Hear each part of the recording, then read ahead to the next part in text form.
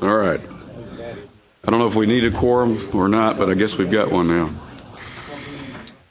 Well, let's go ahead and convene. Hey, Whit, I didn't beat you by a whole lot.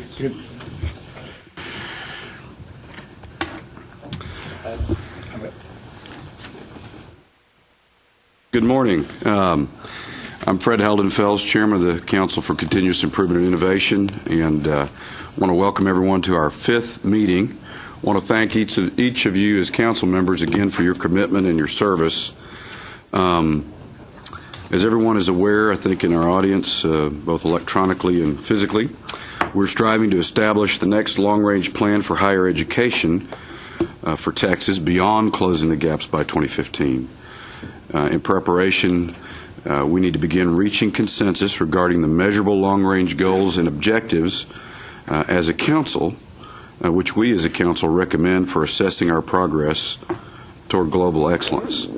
As you'll recall from our July meeting, today I'd like us to secure consensus on the metrics we propose as a council by the end of today's meeting so the coordinating board can consider adopting these recommendations at its meeting tomorrow and informing legislators about these recommendations prior to the coming session. Now, just to clarify, for the most part today, what we're talking about is a framework, not trying to pin down the exact percentages or quantities of those goals, but the framework of what those goals, those metric categories will be. Each of you has a packet of hard copy materials. On the left side of your white folders are today's agenda, the biographies of each of our presenters, the minutes of our July 25th meeting, and a brief summary of the council's presentations and topics during the meetings we've had since January. On the right side are presentations in handouts in order of their appearance on the agenda today. Each of you also has a flash drive with today's meeting materials in electronic form, as well as materials in electronic form from each of our previous meetings. So you should be inundated with information, basically, is what I'm saying. Before I get started about what we're going to cover today's meeting, I want to welcome a new member to our council, Lee Jackson, Chancellor of the University of North Texas System. Lee has graciously agreed to take Guy Bailey's place on our council since Alabama called him home, and so we're happy to have Lee be a part of this discussion. Mr. Chairman, I thought this was just a little group process review, and now I find that we're planning the future of Western civilization here. Well, or at least the most important part, Texas. Yeah. But no pressure. So during today's meeting, we'll be considering some measures that are related to the topic of cost efficiency and productivity. As you may recall, FSG, the consulting group we worked with in 2009 and 10 to begin establishing the groundwork for this next plan, recommended two measures of cost efficiency: average out-of-pocket student cost per degree and total cost per degree granted. They also recommended two measures of productivity. One, a composite measure of transfer alignment between high school and college and between 2- and 4-year institutions, and secondly, the number of citations, patents, and/or licensing income. In order to provide some background information for this council's consideration of these recommendations, this morning we're going to hear first from David Gardner, our Deputy Commissioner for Academic Planning and Policy, regarding the potential framework of a higher ed plan beyond closing the gaps. We'll then hear from Cal Callison, a higher education consultant to the coordinating board, about results of the survey on institutional implementation of cost efficiencies that was designed to follow up with the public institutions on their progress being made towards implementing recommended cost efficiencies. And finally, Susan Brown, Assistant Commissioner for Planning and Accountability, Lee Holcomb, and Ginger, and I'm sorry, Ginger, I've already forgotten your last name, Grissom? Gossman. You don't need a microphone. Ginger Gossman will obviously be leading that discussion on a brief overview of the measures of cost efficiency and productivity. Moving further down the path of trying to answer the question, what should a degree cost? A question not often asked in today's political environment. After our presentations, we'll divide into 3 pre-assigned groups and meet for just a little over an hour to see what consensus each small group can reach on these recommendations. And then tomorrow, as part of our board's major policy discussion, Council members Brenda Hellier, assuming her plane does get here, Charles Matthews, and Jerry Griffin will provide the coordinating board information on the possible metrics to be used as a starting point for discussion with a broader group of stakeholders in developing our next long-range strategic plan over the next couple of years. We're asking each group to address the following questions. 1, does your group recommend that Texas add metrics for cost efficiency and/or productivity? 2, do you recommend one or both of the FSG recommended metrics that I've referred to earlier? 3rd, same question regarding one or both of FSG's 2 productivity recommended metrics. And lastly, overall, which metric, if any, does your group recommend our state use for purposes of measuring cost efficiency and productivity? Which do the small groups feel is the primary or key metric? Dr. Melinda Valdez-Ellis will now provide a brief summary of our July 25th meeting, including a synopsis of our small group discussions. Melinda?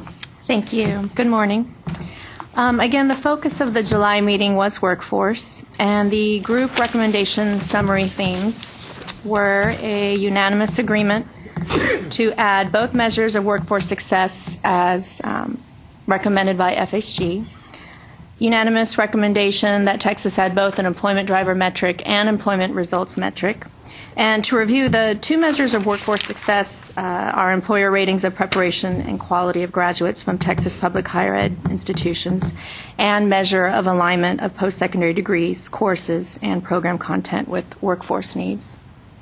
Some highlights of the feedback for overview of post-secondary ed costs and degree cost measures were adding incentives for students to graduate within 4 to 5 years, the importance of institutional stakeholder input, and one of the quotes that we thought really captured what the groups wanted to communicate for the entire council, creativity before capital but not in lieu of capital. Proceed carefully when considering the costs and their definitions, and a definition of the cost per degree is needed. And finally, last highlight of that feedback, measuring cost savings carefully, primarily at the state level, but also the federal level, as far as student incurred costs versus tax incurred. All right. Anything else? Any questions of Melinda regarding this? What do you mean by worse?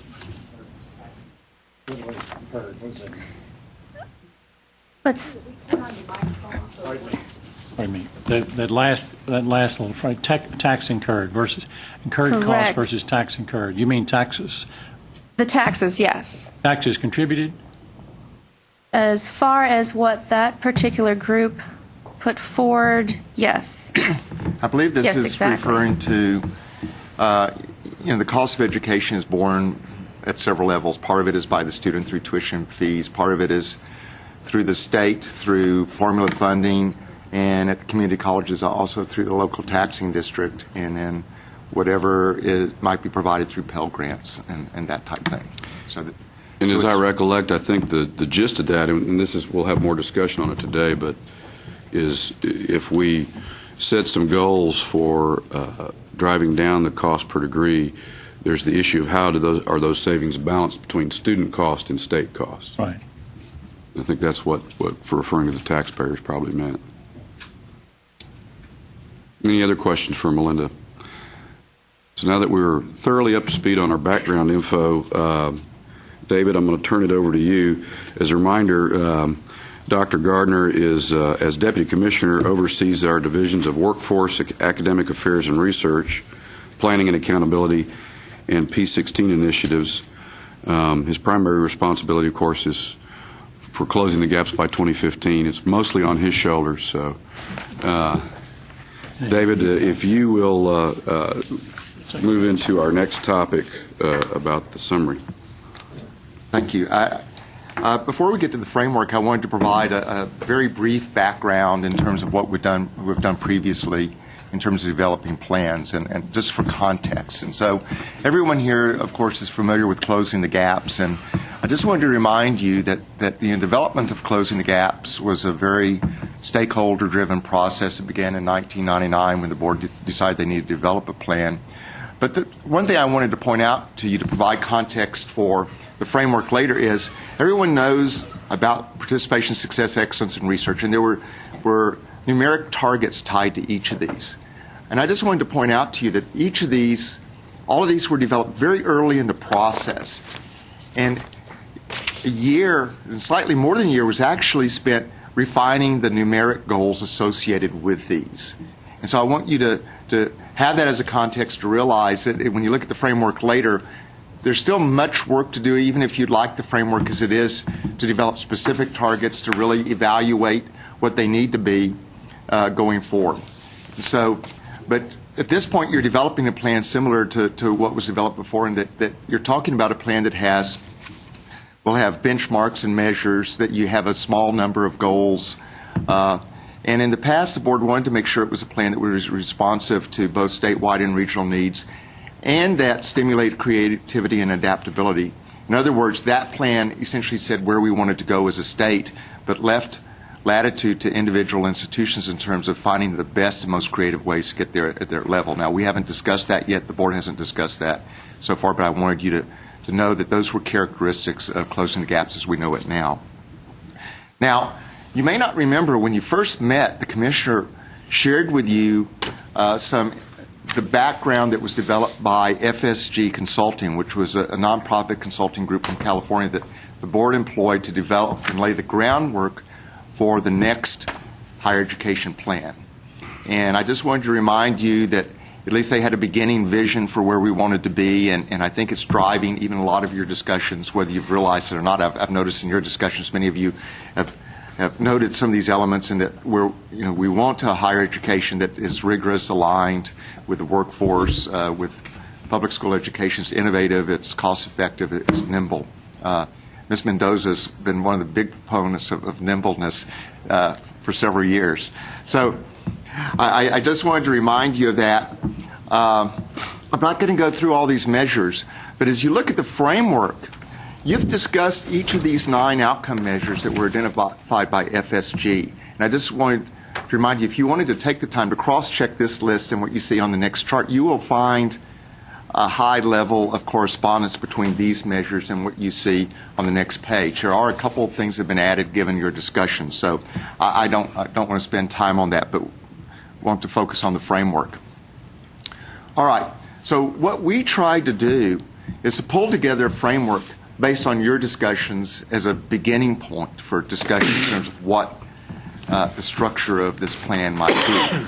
So what you see at the top is one of the very first measures you talked about, which was that, and this is more of a statewide goal, this is something that is influenced by the economy, it's influenced by the success of our public schools, the colleges and universities.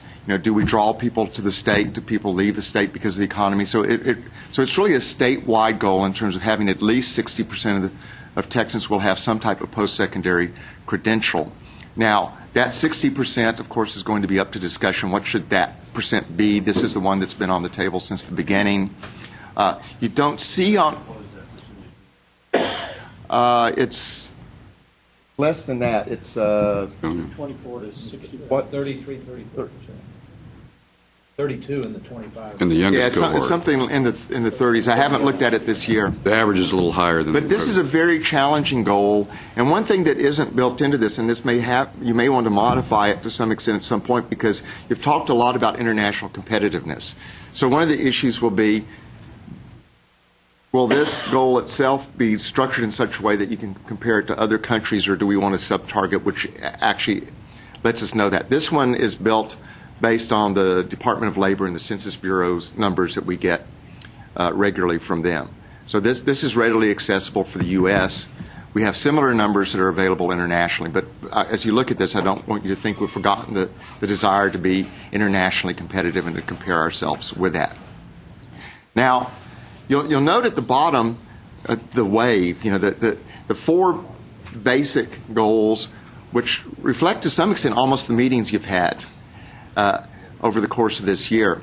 So the workforce, it's clear that there's much more emphasis on higher education needing to be aware of workforce needs and the students being prepared for the workforce. So that's not exclusive of developing students that will be good citizens that can evaluate various proposals put before the public, but it's saying that we need to be aware of whether students are actually able to be employed and whether the workforce is matched up reasonably with the population. So the main potential goal is a measure that we do have in place, which is to improve the percentage of graduates employed or enrolled in relevant fields within 6 months. This is a measure currently in our accountability system. It's available right now, and we can give you long-term trends in terms of this as we go forward. So what would be an ideal number to improve that? But underneath it, you have some of these issues and measures that we're going to have to work hard to develop. You've talked about these, but what are the employer ratings of graduates? What do they think of the graduates? Now, you heard from Mary Smith earlier about a tuning process that we're involved in, and we're developing some good understanding of what employers want with that. That's one process. Each school, through their accreditation, needs to survey employers. But that's done very differently by every institution, even by departments within schools. So at some point, if this does become one of the sub-measures, we need to develop some process of really doing that in an efficient and systematic way. It's part of their accreditation from Southern Association. Is that part of one of the standards or data points that they've got to provide the Southern Association? Yes, it is. So I did not know that. So there might be a way to provide something to even acknowledge the differences amongst the institutions in terms of how they do that, in terms of developing a measure. The main thing I want you to be aware of, it's easy to say we want to measure some of these things, but there still would be quite a lot of work to do to make sure we do it in a meaningful way, so that when you see the measure, you know what it means. The measure of alignment with post-secondary degrees, courses, program content, and workforce needs. That's essentially meaning, are we producing the types of graduates that our economy needs in the state of Texas? Now, one of the challenges here is that not only do you want to have some alignment with the current economy, but how do you take into account where you want the economy to go? One of the characteristics in the current higher education plan is what we talk about critical fields. And at the time that was developed, we actually had a task force that went around the state, and we identified not just areas that were needed then, but where we needed more workers for the economy to move forward to attract new industry. So you have to be careful that you don't just align for the current economy, that you align for a building economy. So that's something we have to work with. The next is alignment.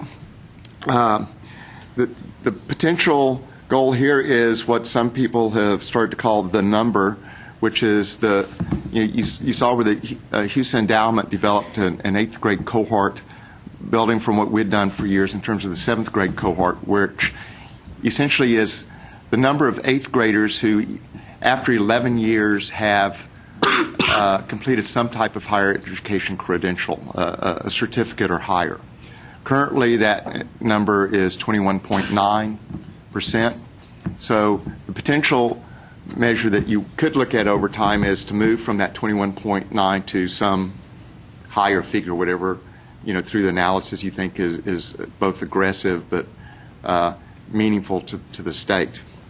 Then under that, this is all, and remember, that follows students through the school, so it really gets at how well is higher education and the public schools aligned in terms of producing, again, this workforce, which is in the goal to the left. Do you want to say something, Mr. Hunt? Do we have a consensus? So they just start with kind of the global goal.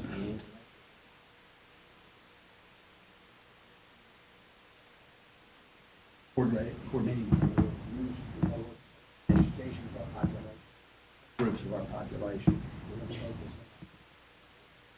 Education is a part of this plan. It starts at globally, which attracting and retaining human. That begins as the underlying theme that the competitiveness of our workforce is why we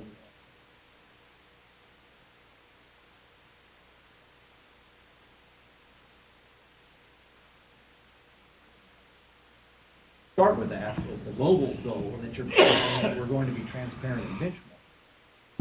A sub-goal, as an example, would be the Houston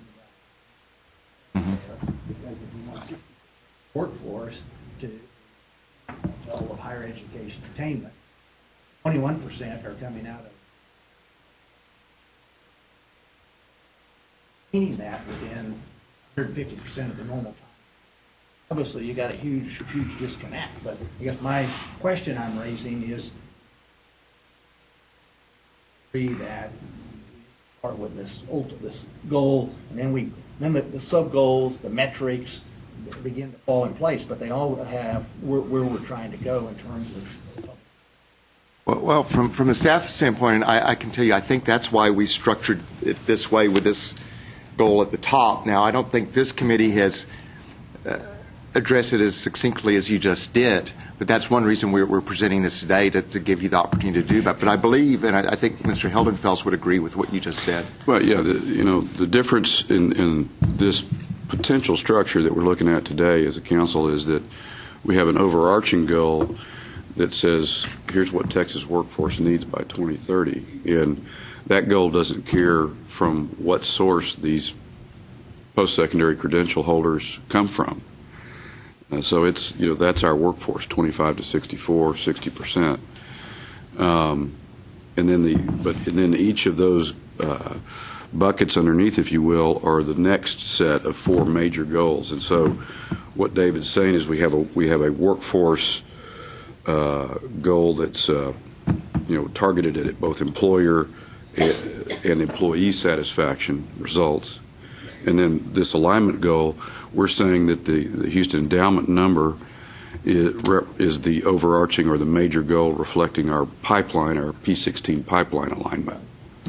So I think we're saying the same thing. I mean, I guess my only concern, Fred, is that I don't want to see us get lost in the weeds to where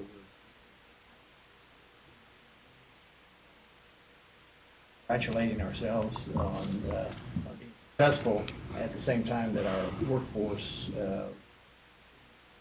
which is it's less today than it was yesterday.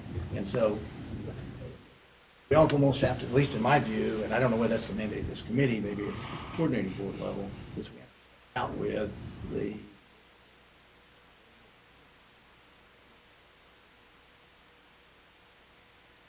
benchmarking is available and we're going to participate in it in a transparent way.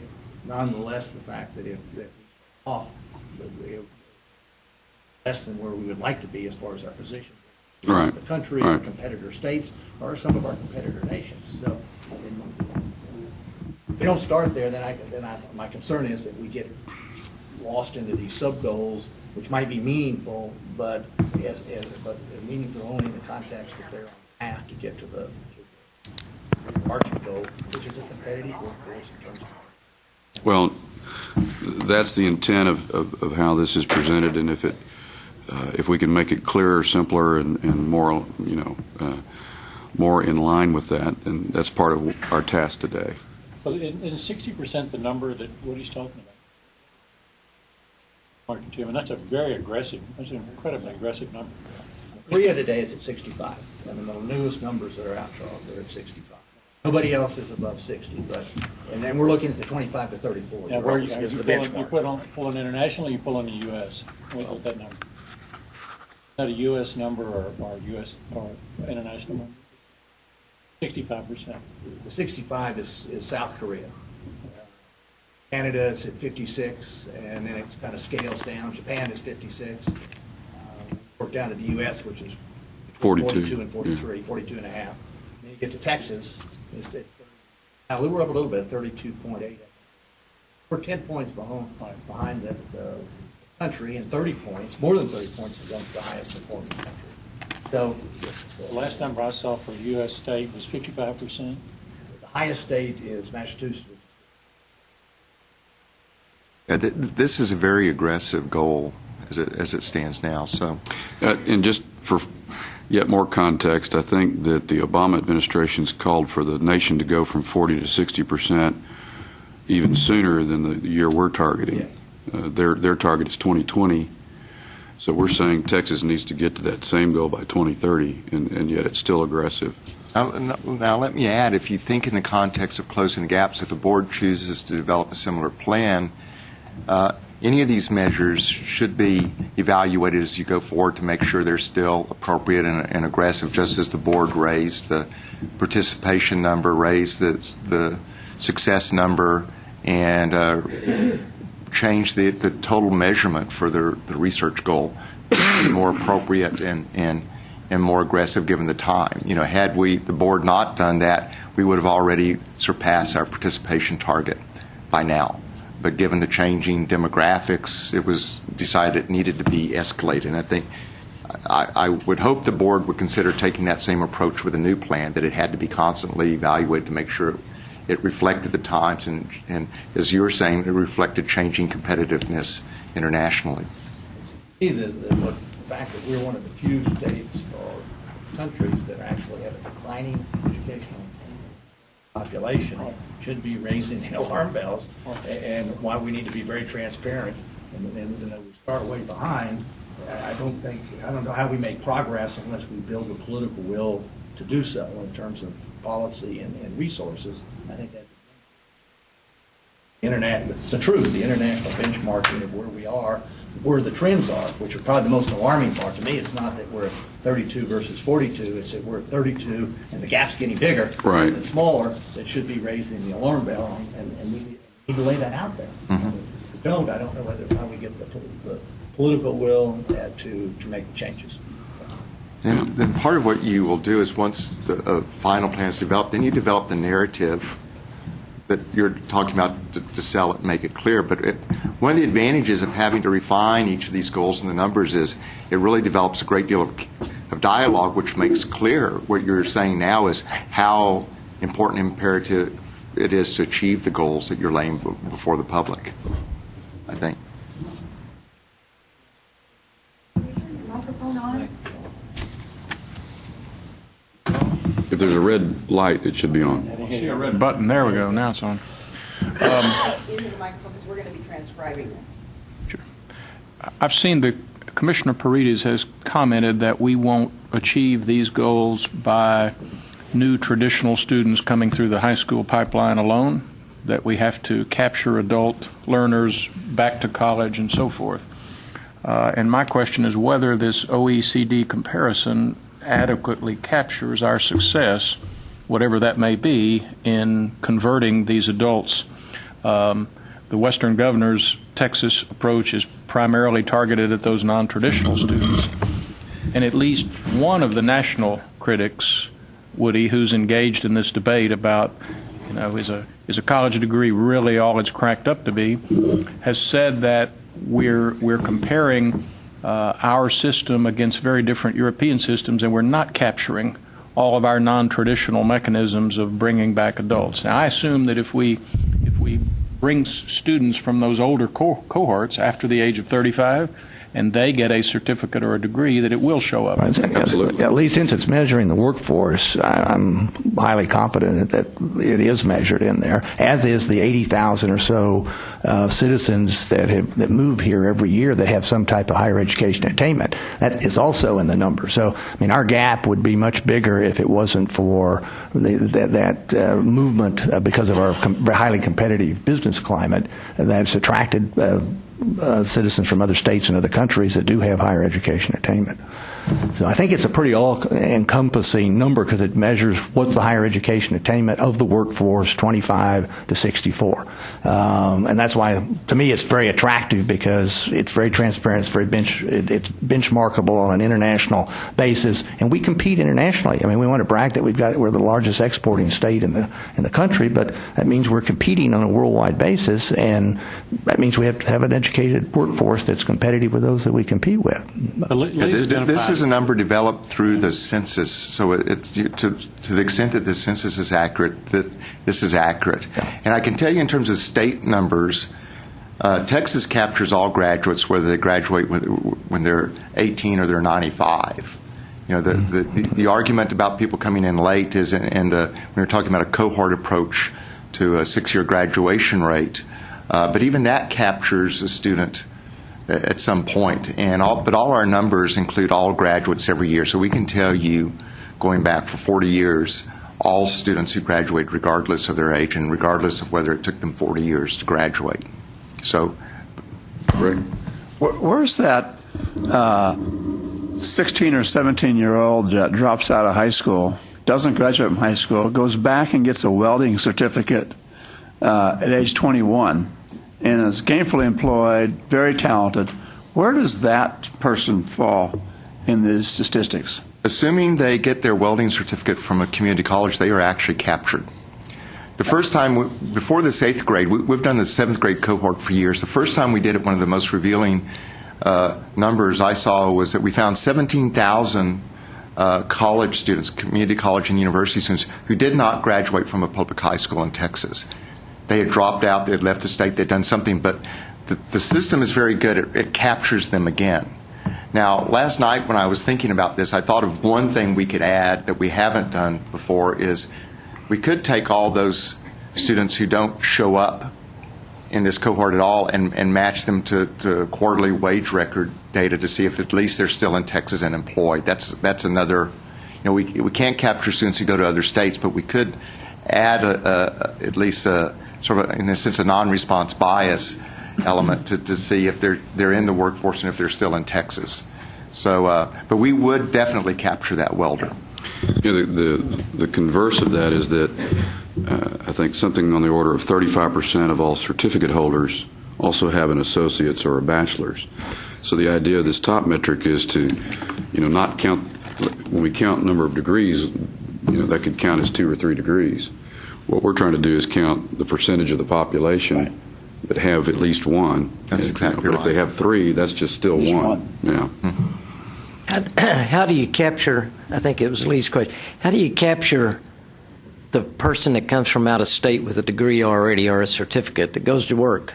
It's in the pass census through our education system at all. It's in the census data. So it's every 10 years you've got the census, and then you've got updates that take place, which David maybe has a better idea than I, that keeps correcting that because we update these data on an annual basis. This top measure would account for a graduate. They could have graduated in Hong Kong, but if they're in Texas and they at least participate in the census, they will be counted as a graduate. Mm-hmm. So this is why this is sort of an overarching measure, because it captures the in-migration, out-migration of graduates in a way that's beyond simply what our colleges and universities produce in Texas, but it does reflect to some extent the how good our economy is now, because when you have a more prosperous economy, you're luring graduates in. At the same time, we all know that Austin draws in a lot of graduates from other states because of the tech industry, and that's a plus to the state. But if you're only capturing some of that information every 10 years in a census, you could be off by several percentage points before the next census, and then you have this big oops moment. Is that not correct? There are some periodic projections based on the existing census data, but that is always an issue with any data like this when you're comparing other places, is that there are spots where you can miss out. So it's not perfect. I mean, the closest to perfect data, and it's certainly not perfect at all, is we do know in terms of Texas how many graduates we're producing ourselves, and we'll always get that accurate. What we can't produce accurately is by ourselves is whether people are flowing into the state and how we're augmenting our educated population by those individuals. We know the number annually of people who are moving into the state, what the net in-migration is. We just have to make some assumptions about what the percentage of degree holders or credential holders. And that's something we can work closely with the state demographer on. We've always had a good relationship with the state demographer. But there are always limitations in terms of what they can do. Beth? Well, what is the percentage of foreigners, so to speak, coming into the state that are holding degrees. Like people from New York City? New York City. Because I think that's a very important point. You know, in America in general, not just in Texas, we have benefited from really people coming in, and that has really held us up. Now with this, you know, more limited immigration policy, which really has done damage actually to a lot of higher degree people staying and coming. You know, so much of our the higher level sciences and stuff are really not very. They don't look like you guys. They're from someplace else, and now we're making it so much harder for them to come in. So a lot of those people we are missing. I'm just curious if we have a breakdown in the state of Texas about what, you know, degrees at that level are, or you know, baccalaureate and above, not certificates. What degree they actually are in our workforce? Just because I think that.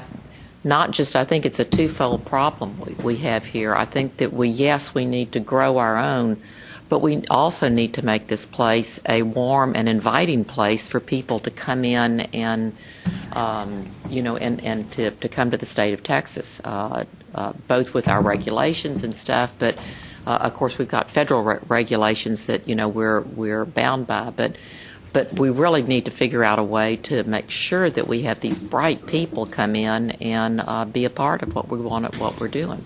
Lee Holcomb tells me he has some limited numbers in response to that. Now, I do want to say that this is exactly the type of discussion that I think you're going to need to have in much more detail going forward. And when that happens, we will have a lot of analysis prepared for you. We weren't prepared to do that in detail today, but that's how you have to develop these numbers that you're much more certain with, asking those exact types of questions. Lee? Well, first of all, I'd like to respond to the comment about how often we know this information. Now, obviously, the census occurs every 10 years. There are annual updates done at the community, the ACS. It's a survey. It's less detailed. There's higher errors in the data, but they do give us sort of trends over time. So we don't have to wait every 10 years. As of 2011, you had statewide almost 20, I guess just over 15%, about 16% of native Texans had a bachelor's degree, compared to about 24% of those folks who were born in other states. So there you go. Right. So and then sort of the reverse is true for the population has less than high school graduate and high school graduate. You have a higher proportion of Texans that have not attained higher ed. So there's that. Then what about associates and certificates? Do you have that? Well, the census data is kind of limited because they have either any higher ed participation or bachelor's and above. So you can't get at certificates, right? So some college or associates is what is the category. So I mean, if a student goes and there's a 3 hours. So they lump associates, degree attainers, and some college together in one bucket. Right, okay. and certificates, and so you're about even, just about 34% for both native and non-native. Are we capturing one of the things that I know the Houston Partnership study didn't capture, and I'm just wondering if we're capturing it. It seems to me like these kids that are coming out of the military are coming with some pretty good skills and some really good training. Are we capturing any of that population at all? Not in these data that I'm aware of. But do you think is it significant, and is there enough numbers to worry about, do you think? Is your question about military specifically? I'm thinking about folks that are coming back from Afghanistan or whatever, the veterans that are coming back. Those guys have had some pretty in-depth training, certainly anything the level that we see a lot of junior college certificate programs, and those don't seem to be captured in the data anywhere. But it wouldn't matter if they were a very small percentage, and maybe they are. I just don't know. I quite frankly don't know the answer to that question. I think we could answer that question, and I would guess that certainly statewide it may not be a large percentage, but in certain areas like Central Texas and maybe the urban areas, it might be more of a factor. Right. But one other thing I wanted to throw out at you, in 2011 there was an estimated 2.9 million folks in Texas who had bachelor's degrees. According to American Community Survey, 54% of that were folks who were born in another state or foreign born. Right. 46% were among native Texans. So now, one thing you need to be very clear about is that we don't know where these folks got educated, right? I mean, so you can be a native Texan, go out of state, get a degree, and come back, right?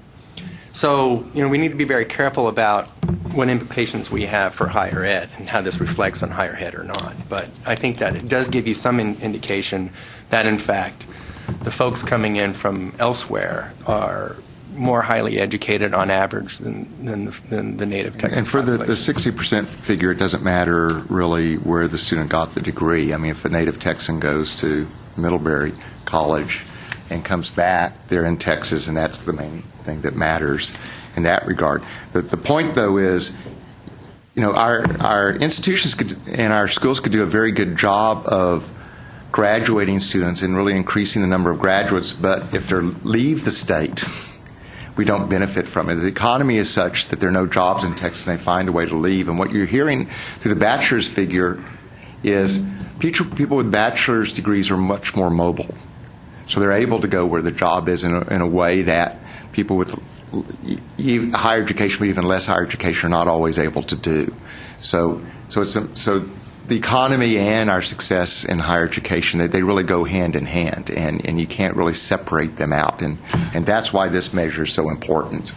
Well, and to Beth's point, the environment in Texas has been such that it has attracted exactly a greater net immigration of bachelor's degree holders and other credential holders. And will that continue in the future?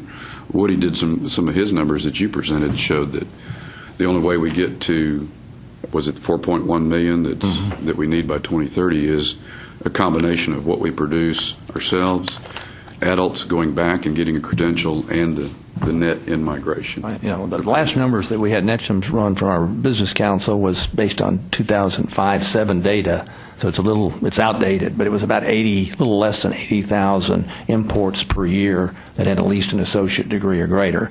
And at that time, we were graduating 150 or 60,000 out of our own schools. Today, it's probably closer to 200,000 that were of associate or bachelor's degrees or greater, approaching that number. So that gives you a relative, it's about a 2/3, 1/3 between what we're producing and what we're attracting. What we're producing, though, has been growing compoundingly. You can kind of project, and that's kind of a reliable number. What's less reliable, because it really is based on global economic conditions, how competitive we are, is whether we can continue to be a net importer in such a significant way that adds to our workforce. Because you could see if we weren't bringing those in, we would have a much bigger challenge. So it's, in other words, a significant part of our solution of have any possibility of getting to that 60% is dependent on maintaining a competitive business environment that's an attractor of educated talent. And that creates a very positive cycle, because as you bring those people in, their children are much more likely to go to college. They're much more likely to be educated. They're much more likely to be able to pay for them. So you're creating a very positive cycle for the whole economy and the competitiveness of the state as you not just produce your own graduates, but lure other people in. So, David, I need to get us back on track with the agenda, because we have a big challenge today. Essentially, we're trying to have two meetings in one. So we're trying to focus on cost efficiency and productivity, and at the same time sort of summarize where we've been with all four topics, all four meetings. So if you'll finish summarizing value and excellence, I want to get to Cal and his report next. Okay, so let's do this very quickly. Value, you've talked a great deal. This whole committee is about cost efficiency. So this is about producing graduates in a way that is less costly to both the state and the student, and to produce them in a way that the student and the state benefits as soon as possible from the economy. So the FSG had talked about essentially the 6-year graduation rate as a measure. We chose not to put that here. What we put in instead is increase the percentage of degrees and certificates earned within 100% time. We don't intend that to be a graduation rate, but right now 29.4% of our students receive a degree after 4 years. Clearly, the sooner a student completes, the better it is for the state. So we were thinking that a goal overall would be to increase the percentage of students who get that degree in a timely fashion, because they can benefit more themselves personally, economically. It will cost them less to get their degree. It will cost the state less to produce the degree. Right now, we're spending more for the production of one 4-year degree than we really need to. Excellence is something where we tried to pull something together, and this is one you're really talking about today, which is to find a way to ensure that 100% of the students who actually who graduate demonstrate competence in their field by the measurement of something. We don't know what this is, but we don't think it's unreasonable that a person who graduates in electrical engineering demonstrates competence in their field. There are many ways of doing that. Lee addressed that, and some approaches to that at an earlier meeting. This has to be developed, and we have to bring it together in a way that all institutions can do it in a meaningful and cost-effective way. I know Ms. Mendoza spoke to the legislature the other day about some things the A&M system is doing. This has to be developed further. But that concludes that. We don't have to spend any time on this last chart, but I just want you to be aware, you can look at your materials, that this really makes the point that going forward, we're still working to achieve the goals and closing the gaps.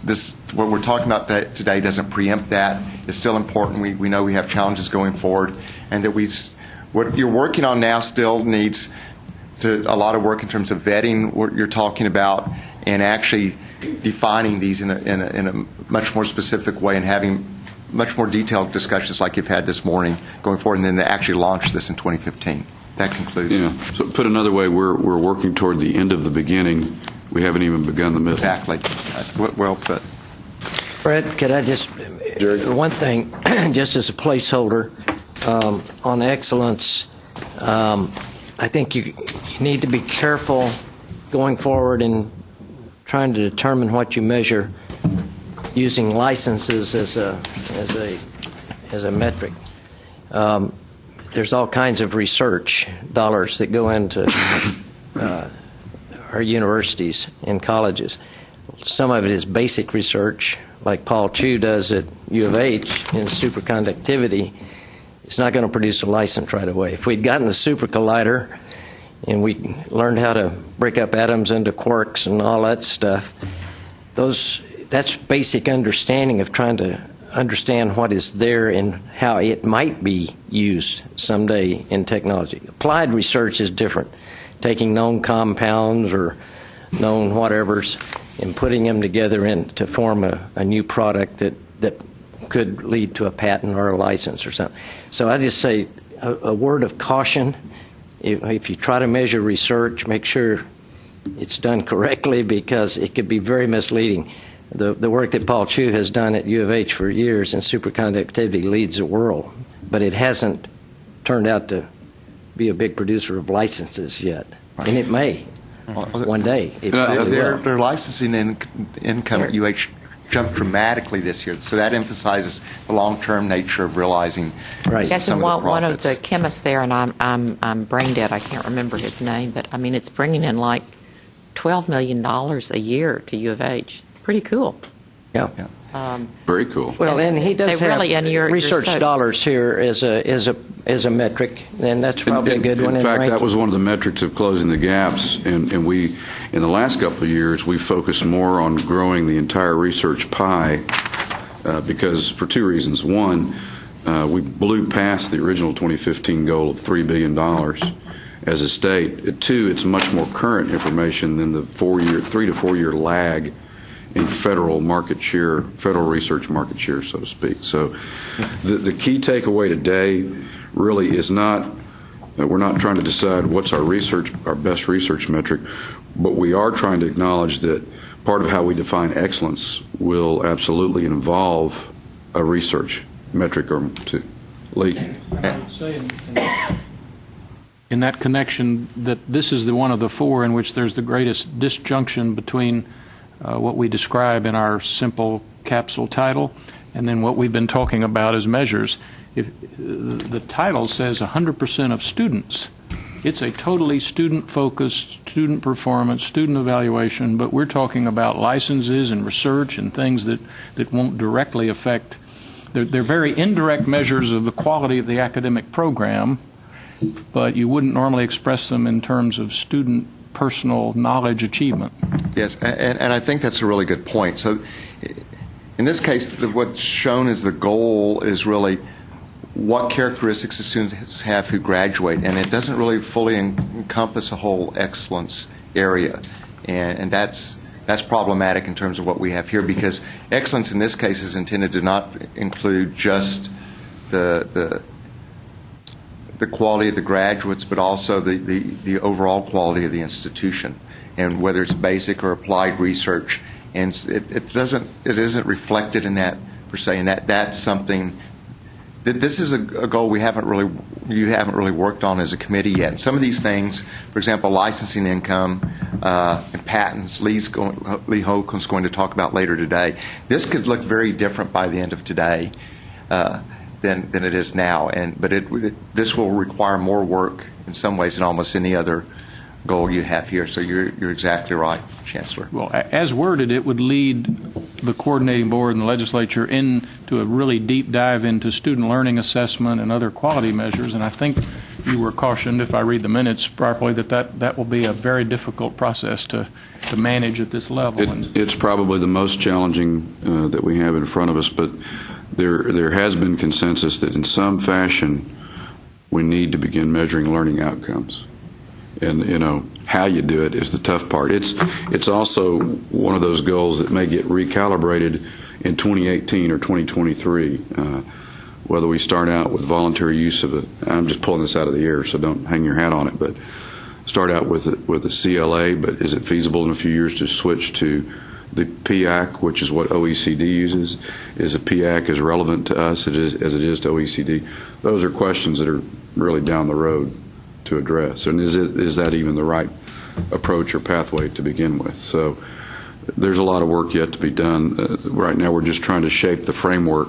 We'll have some more discussion on it later, but I want to turn now to the presentation about the report on cost efficiencies, and we're going to hear from Cal Callison, who is not just an education consultant to the coordinating board, but also a former deputy assistant commissioner here, former faculty member at UT Arlington, former assistant coordinator at UT's Austin Learning Center, a former high school math teacher, and interestingly, an elected official. Cal's the president of the Eanes Independent School Board, which is where my kids went through school when we moved to Austin. And so, Cal, you're a multifaceted educational guy. We'll let you take it away with the next presentation. Thank you so much. It's a pleasure to be here. I certainly appreciate the opportunity to engage in this very important conversation. I have a fair amount of expertise in K-12 school finance and cost efficiencies through my work at UT Arlington and through my work as president of the school board. And Dr. Matthews and I were chatting, and Mr. Heldenfels, you'll appreciate this too. We were chatting before the meeting and talking about some of the challenges of being on the school board, particularly being the president of the school board, particularly being the president of the school board at Eanes ISD, which, as you may know, is a district that let's say the community really is involved in the affairs of the district. And often I'm asked, well, what's it like being the president of the school board at Eanes ISD? And I say, well, it's very similar to what Mac Brown says about coaching football at the University of Texas. He says, the best thing about coaching at the University of Texas is that everybody cares. And then he says, and the worst thing about coaching at the University of Texas is that everybody cares. It's kind of similar, but it comes with the territory, so I'm happy to do it. Today, what I hope to do is go through these slides in maybe 20 minutes and then reserve the rest of the time for discussion. Why we're here, you know why we're here. The governor gave his executive order to review opportunities for cost efficiencies, the results of which, through Mr. Heldenfeld's work and committee, was the 2010 Coordinating Board report on higher education cost efficiencies. Now the governor wanted to find out, well, how are our institutions doing in implementing some of these strategies? So through that directive, the Coordinating Board developed a survey, and from the survey, the implementation report was developed, and I'm here to report on the results of that survey that I had the opportunity to be part of. The survey itself went out to all health science centers, universities, community and technical colleges. We had 100 responses. It's a 91% response rate, which is quite good. The survey had 20 questions. Each question had 4 parts. What action are you doing relative to that question? What concerns do you have? What savings have you realized, both actual and projected? And what comments do you have? Now, I must say that given that there were 100 institutional responses, given that there were 20 questions, given that there were 4 parts to each question, I'd be less than honest if I didn't admit how grateful I was to the 9% of the institutions who did not respond to this survey. But it was a great response, and it gave us a lot of information. Rather than just report on each individual question, I thought it made sense that some of the questions had some logical grouping, so I did that, and there you see the 8 different categories that I collapsed some of the questions into to report on. This is my own take on some of the comments, and these were some of the more interesting aspects of it, the comments that I got.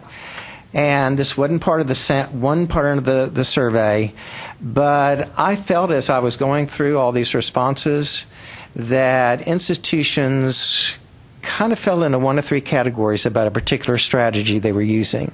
They were saying, now this is great, this is desirable, we should have been doing this all along.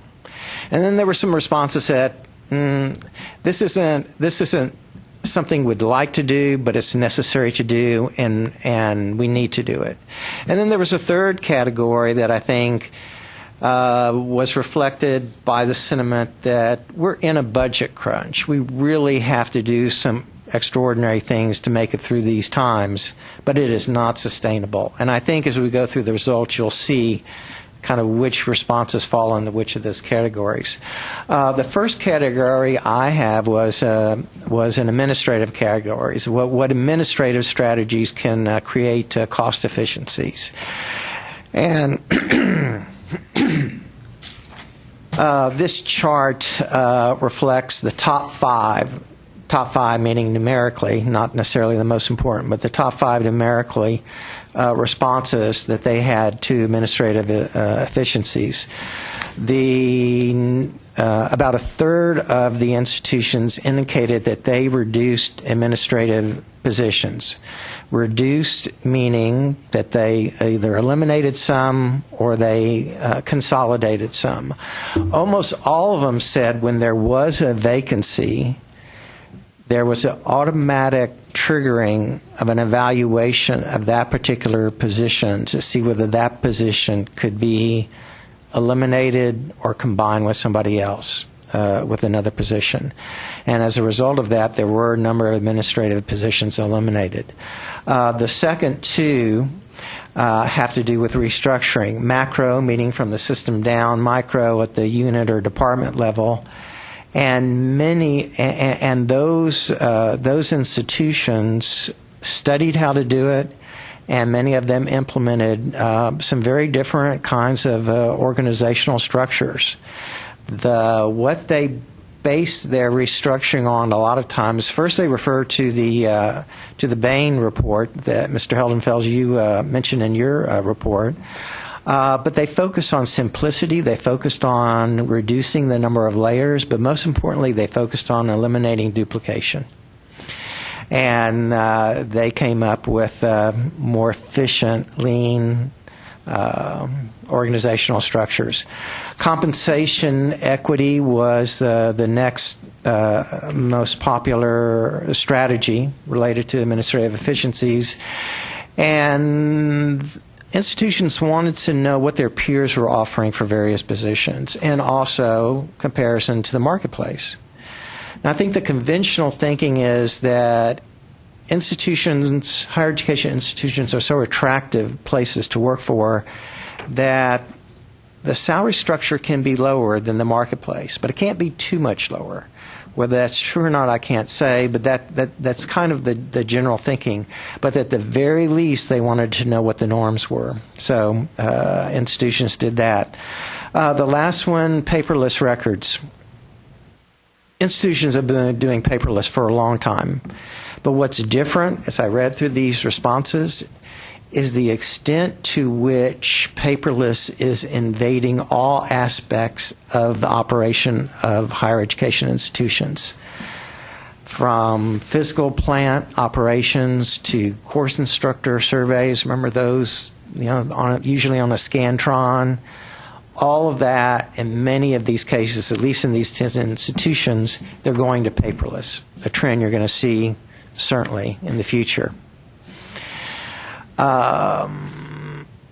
Now, I took the liberty of identifying some other strategies that weren't very popular, but maybe even only one or two institutions mentioned them. But a good idea doesn't necessarily mean it can't come from either one or two institutions. So one strategy that I thought caught my eye was this first one, to incorporate cost efficiency goals in the institution's strategic plans. And I'm not saying that institutions don't have a culture of cost efficiency, but I think we might all agree that it could be enhanced. And if you're going to increase a culture of cost efficiency in higher education, it needs to be reflected everywhere. And what better place to have it than in some of your planning documents?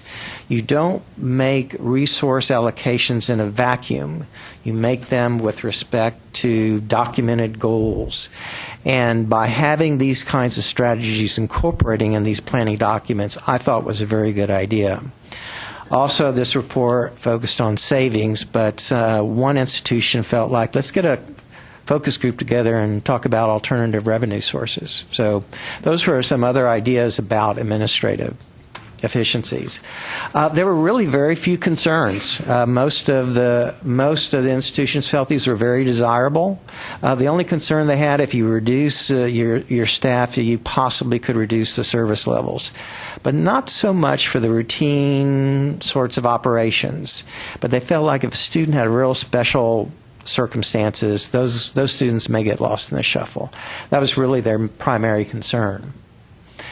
And now on to the savings. This one category was one of the few in which there were enough institutions who actually indicated a specific amount of savings and were able to quantify those savings. So you see the little pie chart there that indicates that about a third of the institutions, this is a 5-year savings, 2 actual and 3 projected.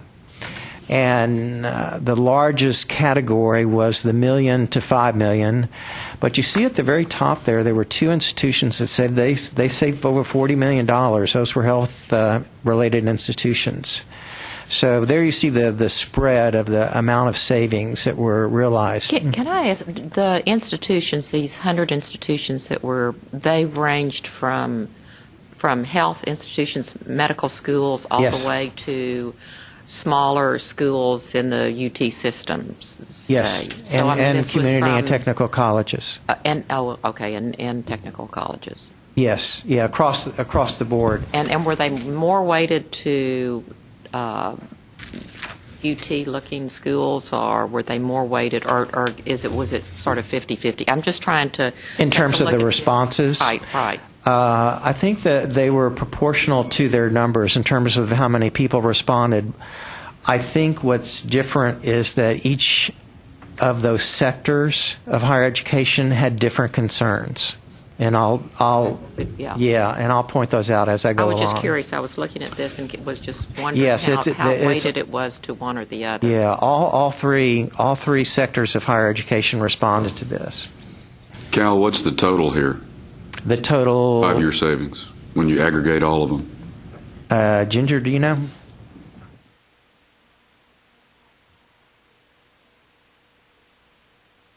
Actual savings versus projected.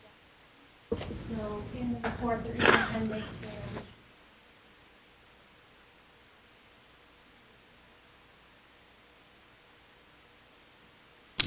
So do you have a total for each of those? yes, we do.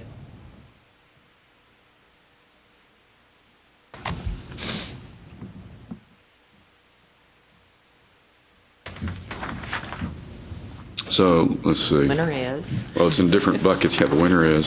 So this would be the first question the public asks. So we I know it will. We can simplify this. You know, and unfortunately, Mr. Heldenfels, many of the institutions, not on this particular category, but many, even in this category, it was 41 out of 100. Only 41 out of 100 felt like they could actually quantify the savings.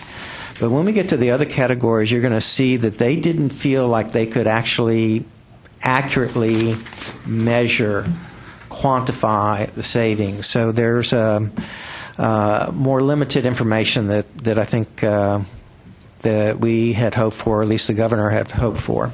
Well, that's not entirely surprising. That's a challenge for all organizations, but it points out the need for institutions to have a baseline and to create a means of measuring it.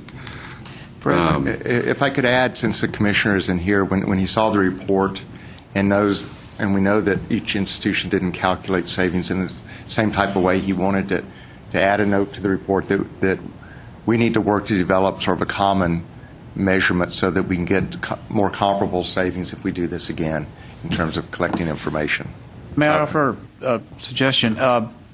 At Alamo, what we did is we went through a process of cost efficiencies as a board, so obviously because of the budget pressures we were facing. But we set up a monthly report to the board in terms of where we set up a menu list of about 25 efficiencies that we're looking at. And that dashboard was presented every month, and we tracked it to see if, in fact, we were gleaming the effect that we were expected. And we're doing this every year, so that we can quantify what's going on. But that dashboard is a very important tool, like that document that you have in your hands right now. So I think it can be, but as David just said, it varies from institution to institution. And I think that's an issue to look at statewide. In the 25 efficiencies that we came up with, they were specific to our organization and to our institution. And from that, you could quantify certain categories that you can use. But I think it is an important process if you're going to focus on efficiencies at the local level or at the institutional level. Let me give you the figures here just to put it in context. And it's, as you might imagine it, the range is huge.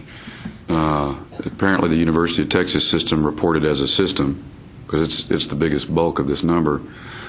Are these, one last question, average estimated savings for 2011, 2012, is this an aggregate figure or a per year figure? I think that's an aggregate. Could you repeat the question? The numbers in this chart, you have two columns, average estimated savings for 2011-12, average estimated projected savings 13 to 15.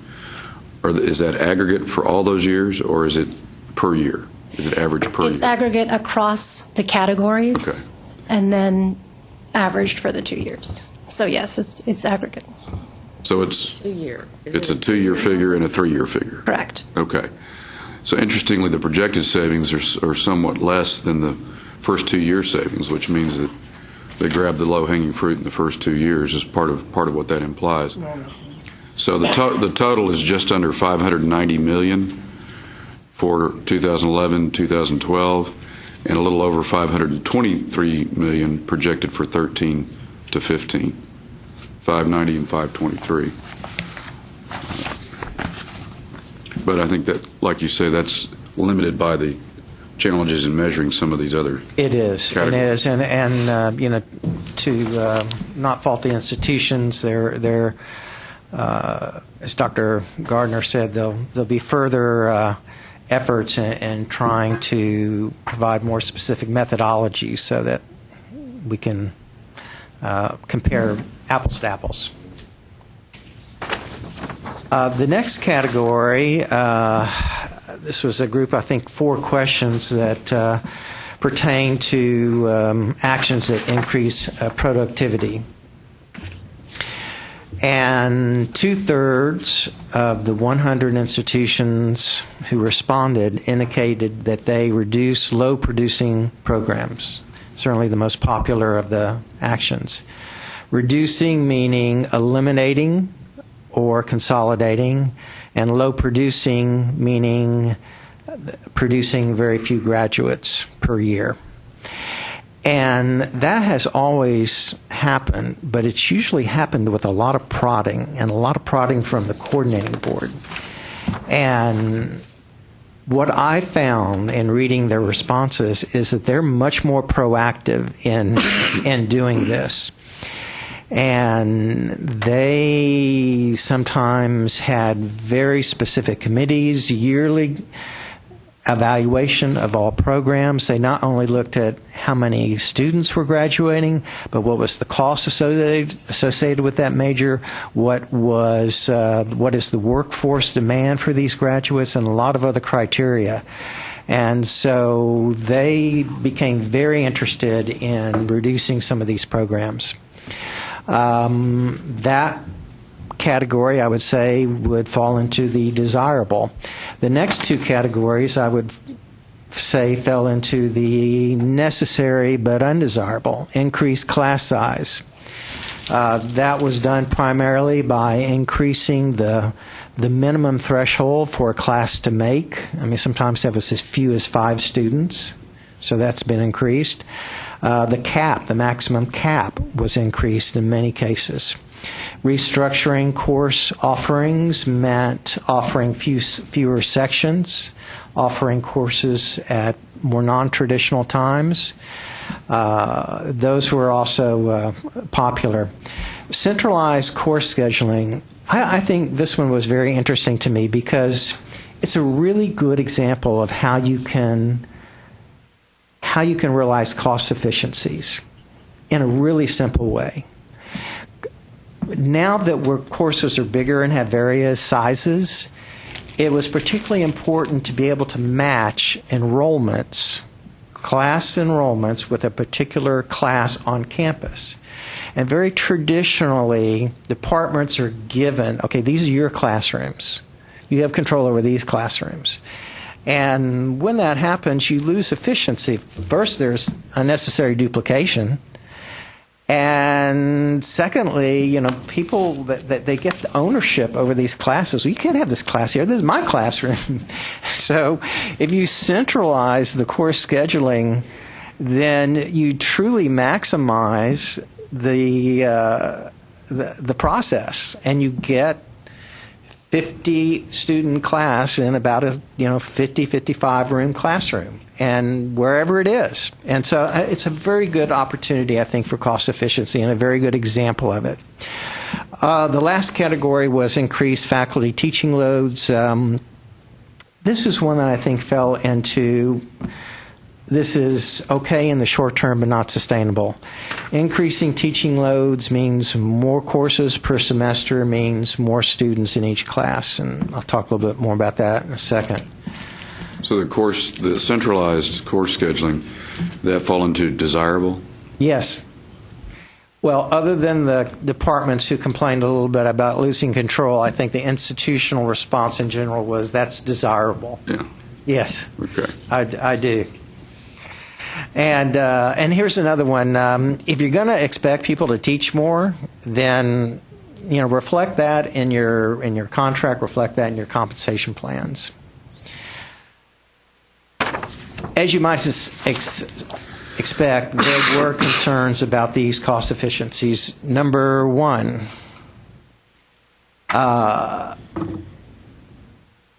particularly community colleges were very concerned about increased class sizes. They were particularly concerned about certain student populations, particularly developmental education courses, in which they quoted research saying those kinds of student populations need, for success, smaller classrooms, smaller class sizes.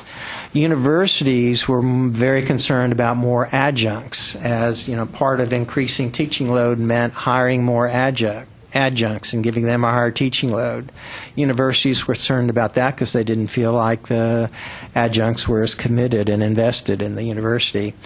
And then there were some institutions who said that, this could impact our accreditation. Not the overall SACS accreditation, but one institution said, we're trying to get our reaccreditation for our business program, and they're raising concerns because of some of these changes. Increased teaching loads, particularly universities and health-related institutions were concerned about the increased teaching loads because they felt like the research function and the service function of the university is going to suffer. And they said that's a very important part of their mission. And yes, we can do it, but that's going to be at the expense of the research function. So they were concerned about that. They were concerned enough about it to say this could impact our recruiting, our retention of faculty. So that's out there for you. And community colleges were particularly concerned about loss of time with more students, of having to be able to spend with individual students. And they said some teachers, instructors are changing their pedagogic approaches. Some are changing their assessment approaches to more multiple choice tests, which weren't desirable.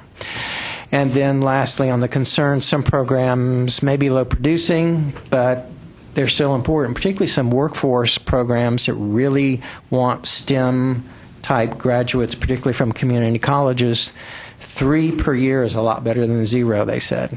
Can I interject something here? Because I've just been with the Welsh Foundation. That we had our conference on Monday, and I'm on the Welsh board. Part of it, we meet with we give departmental grants to.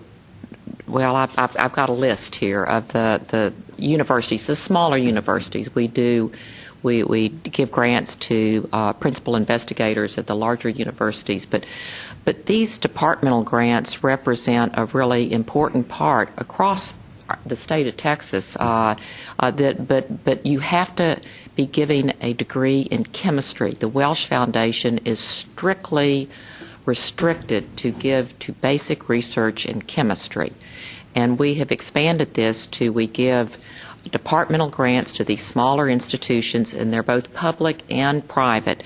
And the coordinating board, across the board, I believe that if you don't have 5 students registered for a degree program, then they have to discuss with you whether they're going to be able to keep that degree or not.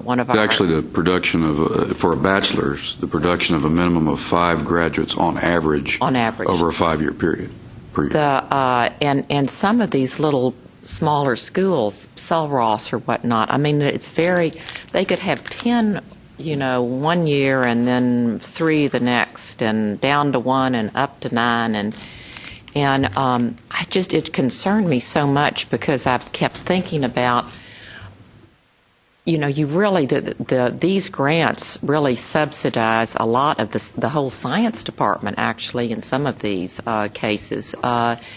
And I don't want us to ever throw out the baby with the bathwater here for these type of courses. And I don't know if you give extra thought to these, that maybe you give some leeway to them. Well, the point and the question are both timely because, in fact, tomorrow's board agenda is going to address exactly this topic. We are in the process of considering phasing in over 6 years a new set of thresholds for low-producing programs. But at the same time, we're going to have a discussion tomorrow about how can we better identify workforce critical exceptions, STEM, whatever it might be, so that we recognize that, or it may be that there's only, a good example is we're giving an exemption, an extension to the Masters in German at Texas Tech because there are only 3 master's programs statewide in German. So there are exceptions, Beth. Your point is right, correct. And there really should be, because, again, if we are trying so hard to push the STEM, the whole segment, and that really is what's going to bolster our economy. If we need to grow our own, yes, and we need to import our own, because the new technologies, the new jobs are going to be different than we can even imagine, and we need those smart, bright people that can do chemistry, math, and can think about all of this. And you don't know what Paul Chu's superconductivity has done, but the pieces of it have spawned all sorts of stuff all over the world. We need to capture that. I'm with that, but talking to these departmental heads across the board, I thought, my heavens, I'm coming to the coordinating board. I can hardly wait to get here and talk to y'all about this. But please think about that. So you are all invited to sit through our board meeting tomorrow. I am not, actually. I have to go back to Houston today. But or listen online. Have fun. I'll listen online. It's an interesting point, both in the presentation and in what you're bringing to us. And I'd be happy to, and I will send you the list of the please do, because it's very timely with our discussion tomorrow. And really, we'd asked the department heads to go back and tell us who is threatened. So anyway, and I did mention that there was a review usually of the low producing programs, and sometimes the result would be, yes, we're very low producing, but this is very important. So let's give this program, 3 more years to really see what they can do to boost their numbers. And so that's one of the outcomes too. It's not necessarily a, yes or no. Well, they were worried it was a yes or no. Yeah. And then we've talked about savings. This was one of the ones that they left blank or said was unknown and was difficult to estimate. And that's not entirely surprising, because this is a category where institutions are kind of trying to wrap their hands around how do we measure it. Yes. Often, whether it's a private or public organization, you start to improve productivity here. What you learn is where your next bottleneck or your next, source of waste is, because you're just moving, you're moving it down the field. So it does take time. Lee, you had a question? Well, I was just going to make the somewhat philosophical comment that this is a great study and it's valuable information, and I think it's clear from your report that most, if not all, campuses are looking at some of these issues differently than they may have historically because of the financial pressures of the environment they're in. But the state now has 2 choices. In the old days, you did a lot of counting of inputs, and you did reporting of various inputs, and then you regulated the inputs, like how many degrees can you have and how many people ought to sit in each classroom. The discussion about outcomes-based funding means you have an opportunity, at least, to address these differently. So rather than fine-tuning the cap on how many students are a declared major before you can have a major, and then you have to have waivers for things that are workforce critical, you can decide to put more and more emphasis on the outcomes and say, hey, look, it's up to you. You're going to get this much more if you graduate a lot of students, and if you want to support all of these not very efficient programs, you're making a choice. I just think that recognizing these are key opportunities to improve efficiency is not the same thing as regulating them and putting them in place as mandates. Right. Because you now have a different tool. And very quickly, just as a comment there, I think there's tension that's, to me, that's unresolved around us adopting a global goal of, say, workforce and completions, and to try to fund through outcomes funding, and at the same time producing a cost efficiency report that's very micro-focused on these types of measures. Exactly your point, because I think the whole idea of outcomes is to incentivize outcomes, But I think implicit with that is letting the CEOs of the institutions decide how they're going to accomplish that, as opposed to saying, here's your list of what we want you to do. To me, there's a tension around that that's not, at least not resolved in my mind. Well, and it's an understanding tension and sensitivity, and the goal, the intent is not to at all to dictate or micromanage mandates or give mandates on the how.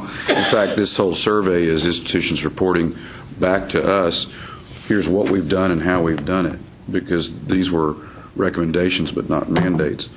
But I think we also have to be cognizant that in order to have a sustainable means of getting the workforce we need, it's going to require making productivity and stewardship a cornerstone of institutions' long-range plans and strategic planning, as was pointed out in an earlier slide. So it is one of the means of getting where we need to go.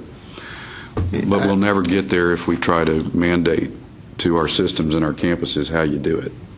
Not directly on the point of what you're talking about, but I think it's also important to point out that an outcome of this report is to illustrate that most institutions are undertaking efforts to identify cost efficiencies and to recognize that effort on their part to show that they're not just sitting there doing business as usual. And I think that's an important product in this report as well. I think we shouldn't miss the fact that, in fact, institutions are undertaking endeavors on their own, and they've decided, in fact, which ones to focus on at their own institutions.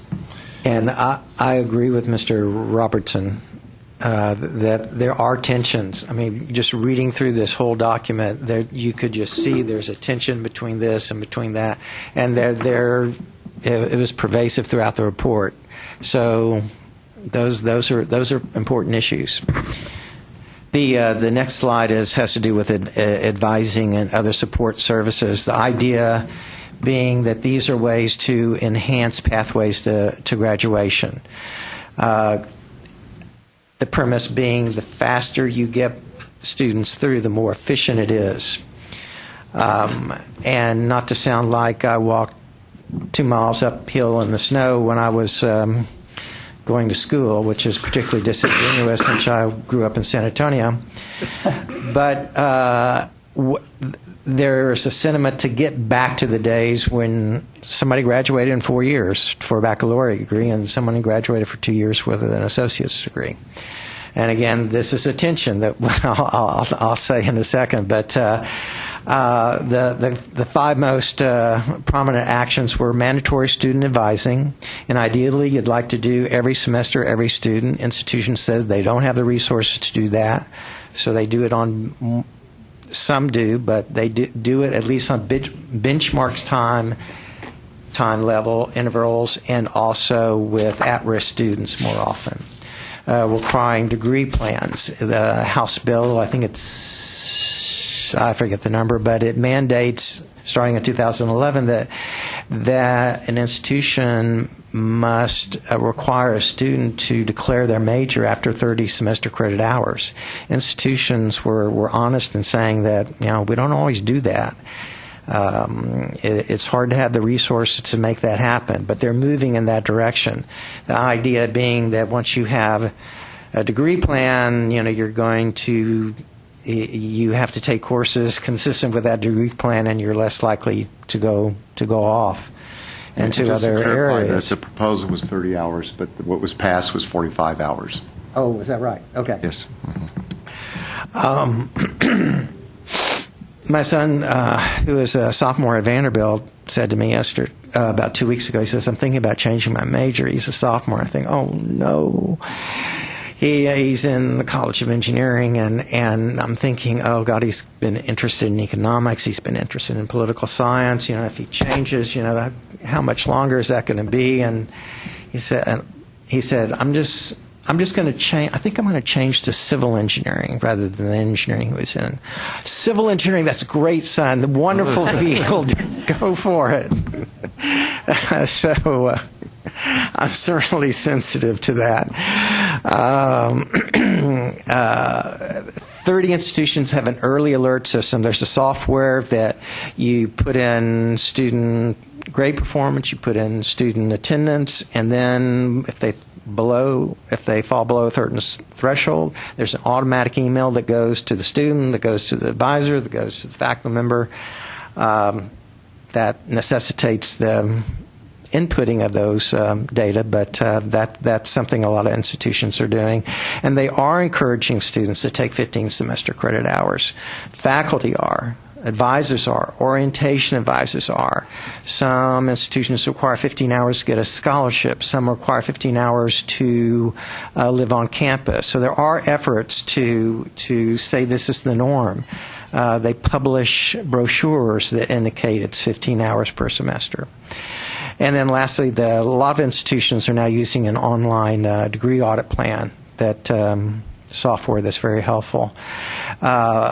The concerns, some of the software can be costly. Some of the support services, including hiring more advisors, can be costly.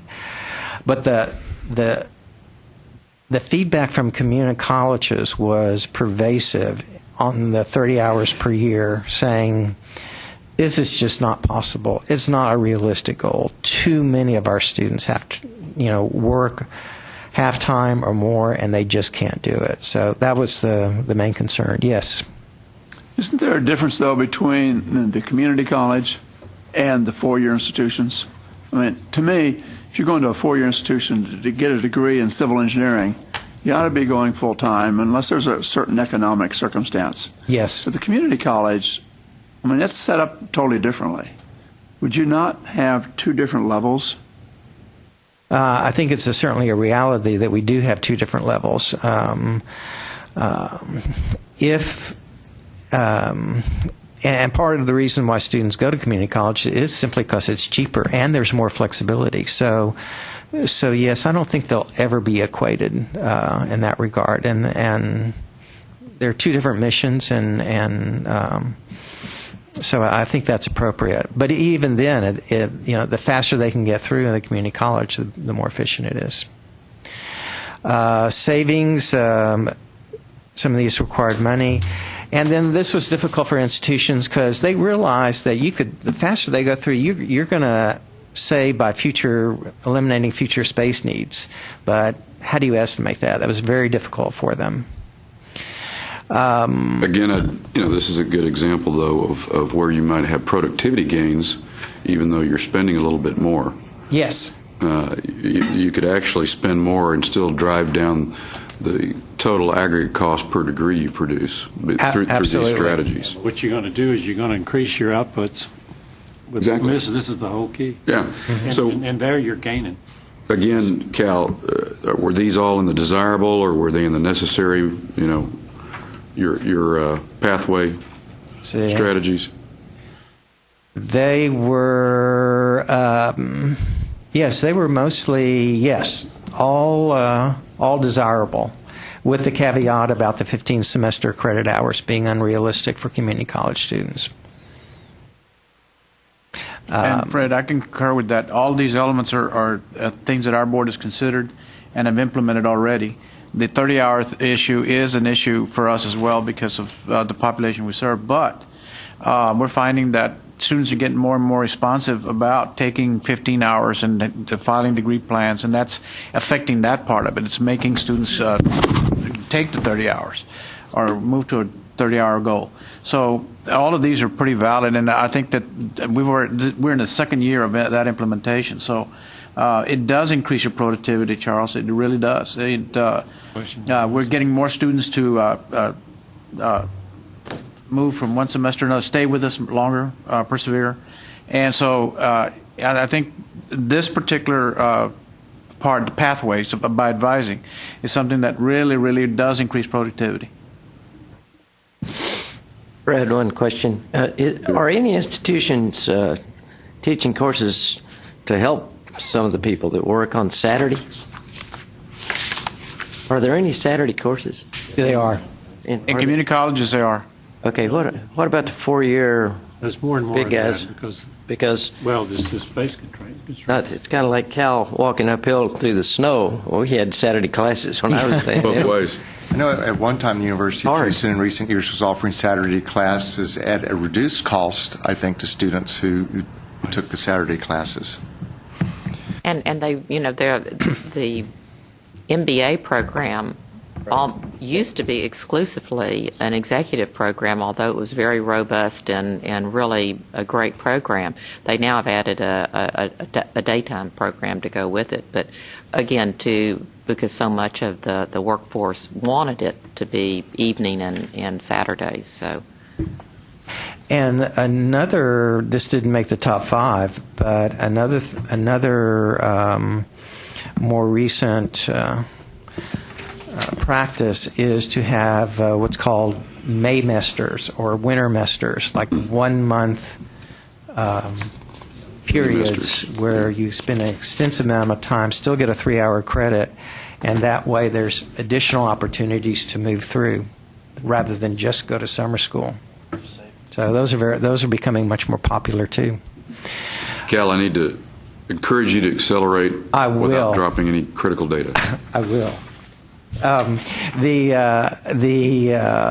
next slide is about alternative digital learning, and you can see the 5 top categories there. Let me just comment on the last one, the distance learning via video conference. I think this is another really good example of cost efficiency, because you can have and do have programs in which students from different universities take the same course via interactive video, long-distance interactive video, and they take the same course from one instructor. And if you do that, you don't have to have every institution, particularly like in a field like nursing where there's a faculty shortage, you don't have to have every university having every single specialty on the faculty filled. You can have different universities having certain specialties, but if you have a collaborative course in which everybody can take it through interactive video, then that's a real cost savings to the state. So I thought that was a particularly advantageous part of cost savings. The concerns: these technologies are costly, training is needing. Mr. Heldenfeld, the results of this survey were consistent with what you found. Students right now, they dislike, on the most part, e-textbook, but a time's coming. They'll get better and better. The quality is not quite as good, the selection quite as good, but we'll get there. They want an e-textbook that allows them to scratch notes and highlight like they do in paper textbooks. Right. Well, what's really popular right now is renting. My son rents textbooks, which is the same as kind of selling it back, except you don't write in it and you're guaranteed a certain price. But certainly the time is coming. And then I have to mention that some people are concerned about the online courses, the quality of online courses. It takes release time, and that goes against some cost efficiency for a faculty member to develop it. You can hire someone, it's expensive, and some people feel like the more online courses you have, you lose the richness of kids being on campus, exposed to diverse cultures and diverse thought. So that's always going to be an issue. Placing out of coursework, that's a no-brainer. That's just a win-win for everyone. And then there's a lot of controversy about, does online courses really save money? If you're going to have an instructor, you still need an instructor, and that instructor can only teach a certain number of students if that instructor is going to give feedback, if that instructor is going to grade all the tests, going to interact with students, and there was a lot of controversy on really how much that saves. Lastly, we have procurement pools and outsourcing. This was kind of a win-win for everybody. And so you see the 5 different categories there, particularly anytime you can leverage the state with a large number of buyers, you're going to save money. And outsourcing made sense, certainly, for selective functions. The only concerns were some security concerns and losing a little bit of control. There you see the savings. So this was the other This is the measurable other one. category. This is the other one where there were actual savings, and the biggest block there was 30% for 100,000 to 500,000. And were those costs included in this aggregation? And then the recommendations kind of have to do with the tension that Mr. Robertson was talking about. Certainly you want to continue all those strategies that have little or no impact on quality of education. For those that there is a potential impact, then you need to really do a cost-benefit analysis using those criteria. Those are my suggestions. Empirical evidence. Does it really save money? Does it really impact student success? What are peer institutions doing? What does your strategic plan say your important things are? The rest of the time, I thought that however much time you want to spend, we would want to engage the council. These are just suggestions of questions, but you can make a comment or discuss whatever you'd like. Mr. Heldenfels, how do you want to handle this? Bill, you go first and then Charles. First question, Cal, did you look at what other states are doing to achieve cost efficiencies in higher education? No, I didn't, just because I've really had my hands full with this set of data. Well, I'm sure you did. The reason I'm bringing this up is that,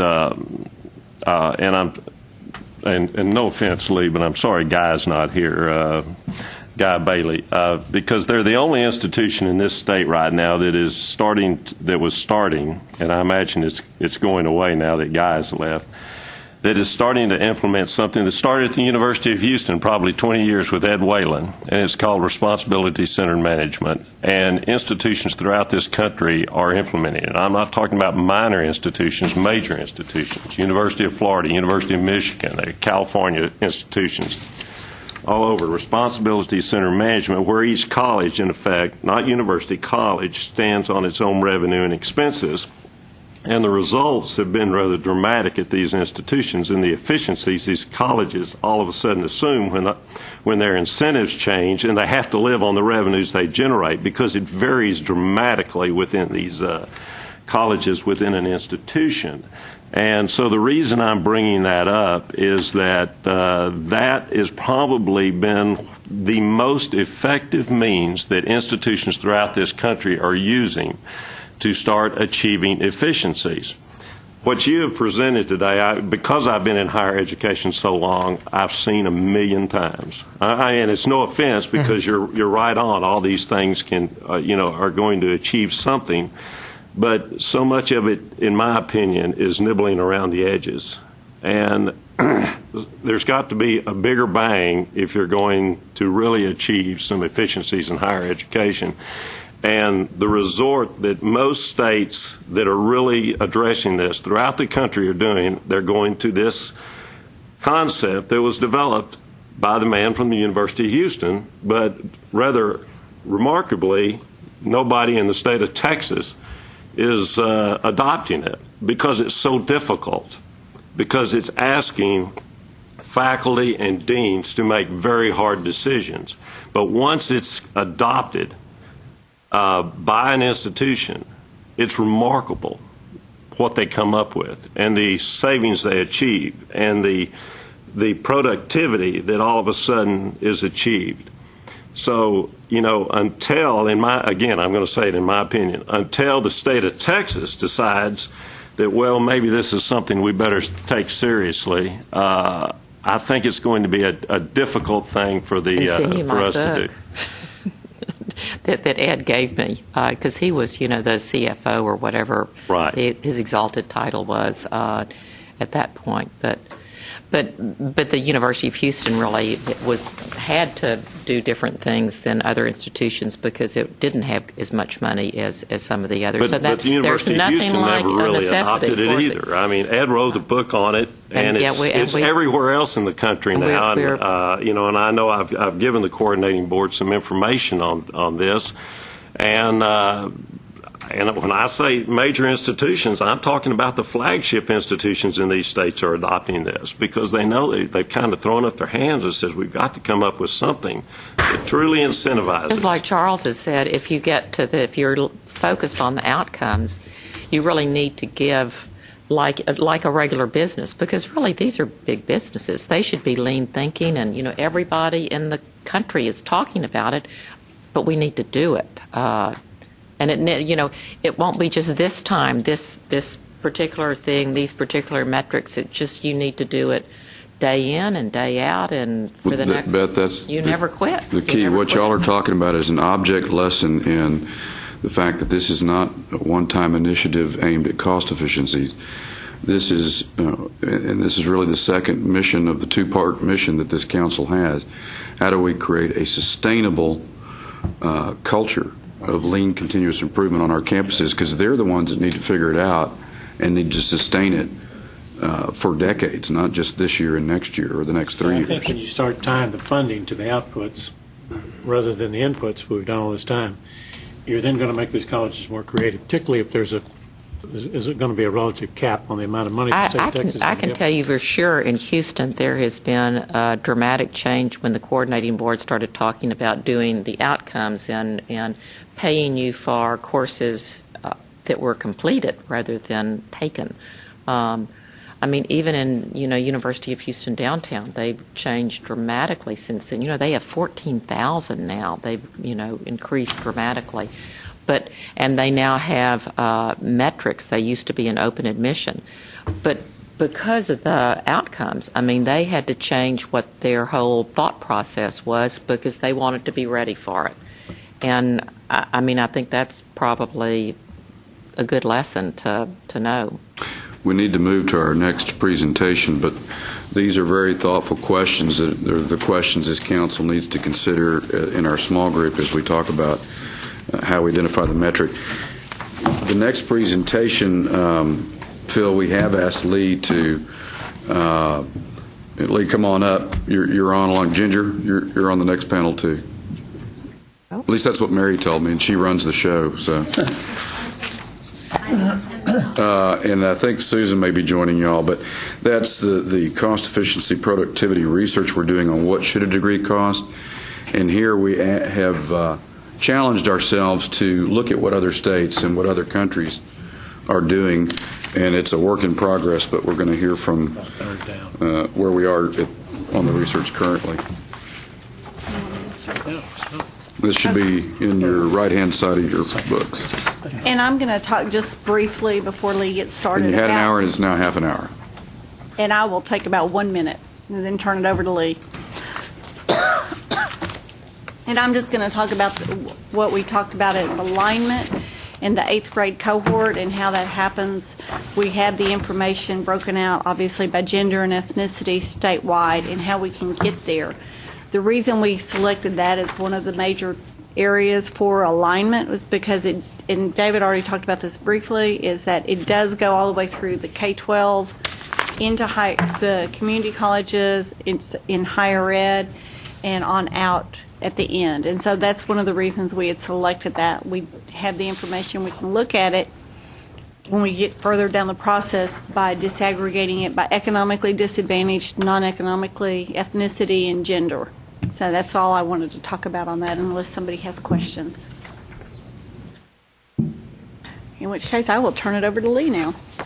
Okay, so I think given the limited amount of time we have left, and I think that the primary interest is on my second presentation on what should a degree cost. I'm going to ask if it's okay, we can just sort of really skim through my first presentation, productivity metrics, go to slide 2, just list them. These are the FSG recommendations. They include patents, licensing income, and citations. I was going to go in and talk about each one individually and give you some data on what's been happening over time. I don't want to talk about that. Maybe we can talk about that in your small group discussion or at lunchtime. What I would like to do is go ahead and go to basically what the upshot is and my recommendations regarding these measures moving forward. Hey, could you give us to take home your report that we could read? I'm sorry? No, what he's just, I don't know how. What was your question? I didn't hear your question. To make sure that we've got all of your data. It's in here, but I'm just going to, because of the limited time purposes, try to skip ahead. I think there's some good things happening in regards to these measures over time. Particular institutions are doing a really good job at increasing these measures, and that's sort of a good news story on that. But when it comes to the charge of the council as to whether or not they should consider these as sort of major indicators for moving forward to 2030, what I'm going to recommend is that actually they're not be considered as major indicators. That if you include them as maybe secondary indicators. You know, when it comes to patents and licensing income, the coordinating board already collects that information. Patents are on the accountability web system. You can go online. The information that I was going to present here come directly from that.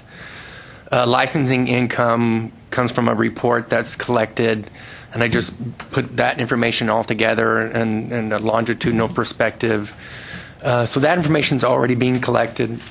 Citations is the third measure. Citations is not currently collected by the agency. This first was injected into the conversation actually by me a few years ago when the state was looking at the NRUF criteria, the National Research University Fund, and how those funds should be allocated to institutions. It didn't get included as one of the criteria because there's some fundamental issues with the citation data. There's 3 different sources of this citation data that use a number of different types of scholarly publications that they draw their data upon. So, how an institution looks depends upon what source of citation data you're using. They have different capabilities. So basically what I'm doing is saying I don't think we're ready to move forward with inclusion of citation data, even as a secondary indicator. Maybe, we could do as an agency is start collecting that information from institutions who have already procured that on their own accord.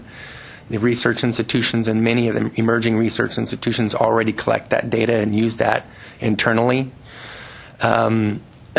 Another reason why I don't think that these should be major indicators moving forward is because these apply only really to the research and emerging research institutions.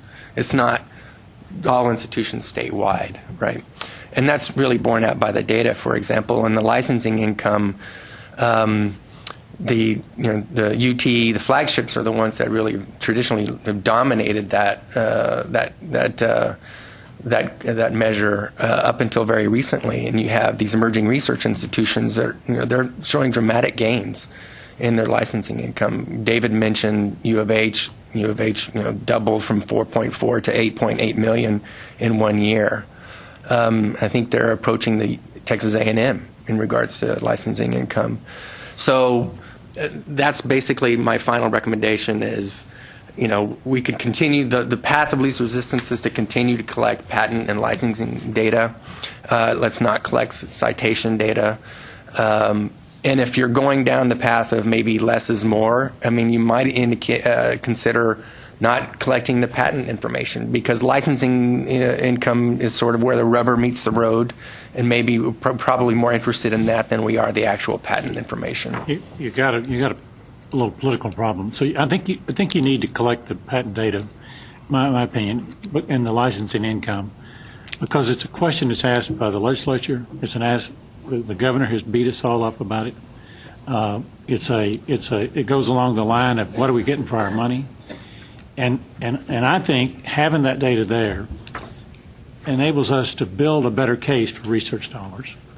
We had this big debate in the state last year as to whether or not research was worthwhile, even, which was just, blew me away just a little bit.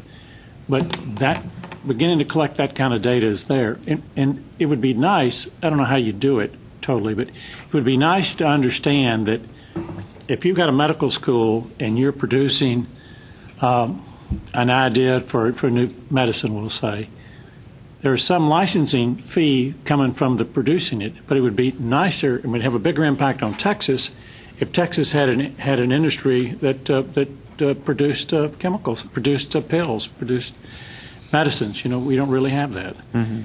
And so we're limited by the amount of, and so there needs to be some of that. In other words, a lot of our research is resulting in jobs in other states. I don't know how you capture that data, but it's all very good when you're preparing for a legislative committee and you're trying to explain how important, when Gary talks about basic research, how important all of that stuff is. We've not built a very good case. It's always criticized, and we need to push that back a little bit. Well, and it certainly is the case that many institutions are looking at licensing income, for example, as sort of a substitute for declining state resources. Now, I know that's a trend nationally. I'm not sure, to what extent that's happening in the state, in Texas, but I mean, it's being among institutions. It's part of an explicit goal, right, on how they can find new sources of revenue. So it's a phenomenon that's here. It's going to become even larger. So that, unless there's any other questions, I would make one more comment in regards to licensing income. We've got some improvement if we're going to measure up to some of the other systems in other states. Our licensing income in 2011 in Texas statewide was about 47% of the UC system. So, there's some plenty of opportunity for improvement compared to our national competitors. The number one institution in the country in terms of licensing income was Northwestern University at almost $200 million in 1 year. Real money. Yeah. Real money. So, unless there's any other comments, I'm going to continue on. I'm going to shift over to what should a degree cost. You saw an initial version of this presentation during the last meeting. Since the last meeting of built up what you did see, and then added an international perspective and also a 2-year perspective. So. And so I'm going to go ahead and dive in. As I mentioned, in 3 levels of approach. I'm going to start with the international and get more specific and land on the state analysis using state data. And this is intentionally from general to specific. And as we get more specific, we get to measures that lend themselves more readily to really addressing the fundamental charge of the presentation, that is identifying what a degree should cost. The international and the national data don't really give us enough information to come up with a good response to that, other than, we should be competitive, right? So it gives us sort of a general sense, I would say even higher than 40,000 foot, on how we're doing relative to our competition, especially at the international level. We get down to the Texas analysis. We do a cost to degree, as I mentioned in the last presentation, the last meeting. This is the basis for what calculating or estimating what a degree should cost. And what you hope is that as we make improvements on what the cost of degree in Texas is over time, that would be reflected in our national, international measures, right? But so that sort of tries to paint a big picture of how these 3 levels relate to each other. I'm going to go through them sequentially. And so I'm trying to be very deliberate about this because I'm about to throw a lot of numbers and a lot of graphs at you. And after a while, they're going to start running together. So I need to be very clear about what is what and what is not. So I'm going to start with the international. Slide 3. In international data, we don't really have any good measures for cost to degree or cost of degrees. What we have are a combination of 2 measures that, when considered together, give you a sense of how we're doing relative to other countries. The core service expenditures per full-time student equivalent, you saw this in the presentation, in a prior presentation, one of the earlier presentations of the OECD.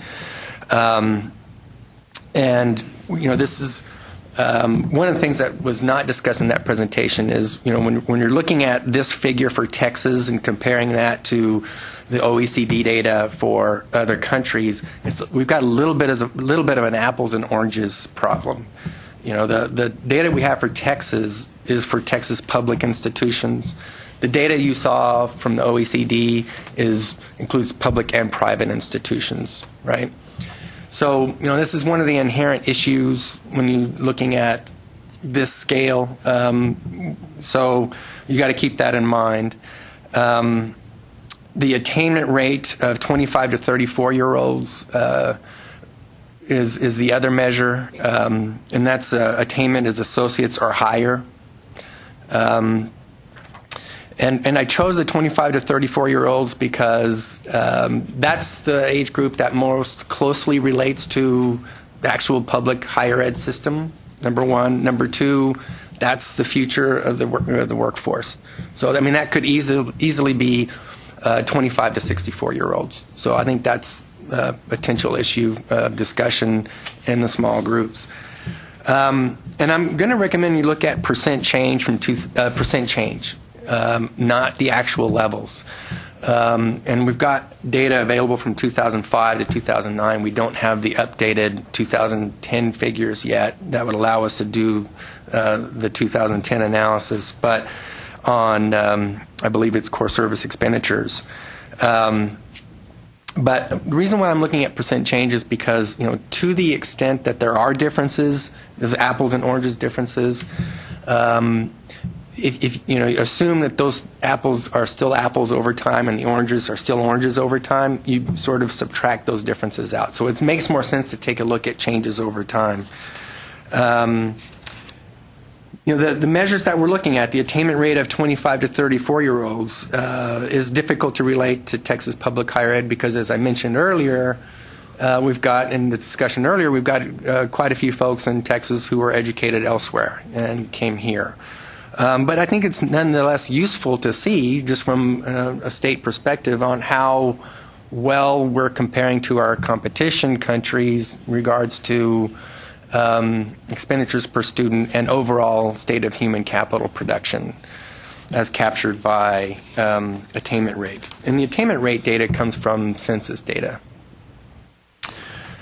Let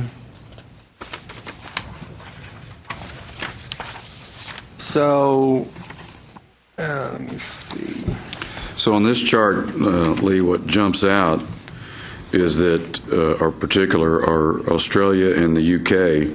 That's exactly which right. have had a tremendous increase in attainment relative to cost per full-time services. In fact, Australia is the one country that drove down cost while increasing attainment. That's the period on the sentence, bottom line, really. What I did was I ordered the countries by overall attainment of 25 to 34-year-olds, and increases, right? So you see that Texas over this time period increased about 3% compared to over 25. It's about 28% increase in the attainment rate of 25 to 34-year-olds in the UK. And one of the things that I'm not prepared to talk about at this point is the whys behind all this. And the reason why I bring that up is because when I see dramatic changes like that in a relatively short period of time, quite frankly, a red flag goes up in my head. I'm not sure that this is really believable. So I'd really like to, I think a good follow-up exercise for our staff is to dig down into these numbers and really trying to get an idea of what's actually happening. Another point of concern, I would say, is how the fact that Australia, their expenditures per full-time student equivalent decreased over that time period. Well, okay, maybe, but I think that deserves some further investigation. But I think that the general point is Texas is certainly behind the curve in terms of increasing the overall attainment rate of the future workforce relative to competition countries. It's at about middle of the road in terms of its increase in the expenditures per full-time student equivalent. So, there's not entirely bad news there. I'd just like to point out with data like this, there's always the issue is you don't know what the costs were to begin with, because this is a change from one period to another. So were they high to begin with? A couple of you were on the Cost Efficiency Committee when we heard about the Maryland Compact and how they held costs down. Well, if you looked at their cost per student, it was at least $1,000 per student higher than Texas before they entered into this agreement with the legislature. So part of, I think, to add to this, you need some context for, and I think it would look, that the costs are probably lower, but you need to know where their costs started to begin with. Yeah. Well, you're looking at the increase or decrease as well. That's a good point, and consistent with what you saw before. I've got that information right from me. I chose not to include it. I didn't want to get too deep in the details on the international before we get to the state level stuff, but the U.S. costs are just on another stratosphere relative to everybody else. They're up about in the mid to high 20s over this time frame. Most of the countries are clustered around between 8,000 and 11,000. Texas is at about $12,500 per full-time student equivalent. So we're a little higher than the rest of the countries, but we're not that much higher. Excuse me, Lee. Yes, sir. Do you have confidence in the Texas figures? Oh, I have much more confidence in the Texas figures than I do the international figures. Then my yes. question for you is this: would it have been reasonable for Texas to kind of look like Canada as far as the attainment versus the cost? I think I'd have to know a little bit more about the why behind these numbers before I give you an answer to that question. But I think that's sort of the next phase of the council, is trying to really figure out what's reasonable and how do we get there, what are the differences, and what is reasonable based upon those differences in terms of, the next 5 years or the next 25 years. Well, it's not the picture that you're painting here for Texas. In what regard? Well, the fact that the attainment levels are not keeping track with the cost, the increasing cost. Right. Certainly it is the case that they're in a very difficult period for this state. Mm-hmm. Yeah, and this slide is a source of concern for that reason. We've got an increase. We're about the middle of the road in terms of our percent increase over this time period, but we're at the very low end in terms of the actual increase in the attainment. So that is a major source of concern. Absolutely. Lee, you said that all the international comparisons include public and private. Why don't we put ours on the same basis? We need to get the privates. Why don't we add the privates? We need to add that data. That's something we could do moving forward. We have not had a chance to do that yet. So it would be more of an apples and apples. If public policy is focused on the end result that's tied to the workforce, over time it can become less concerned on how we get there. In other words, whether it's public or private institutions doesn't really matter as long as we're completing and changing the workforce higher education attainments. I think that's true, but I also think that there's merit in, maybe not virtue, but merit in keeping the Texas public separate, a separate indicator, just because that's what's within the locus of our control. Right. So, Lee, and we need to kind of get through the big takeaways here because it's valid that we've got a lot more research to do. National comparisons. We're looking at costs of degrees, and that's basically education and related expenses divided by the number of degrees for each year. Latest available year, again, is 2009. The degrees is all degrees combined, so we can't disaggregate between bachelor's and master's and doctorates.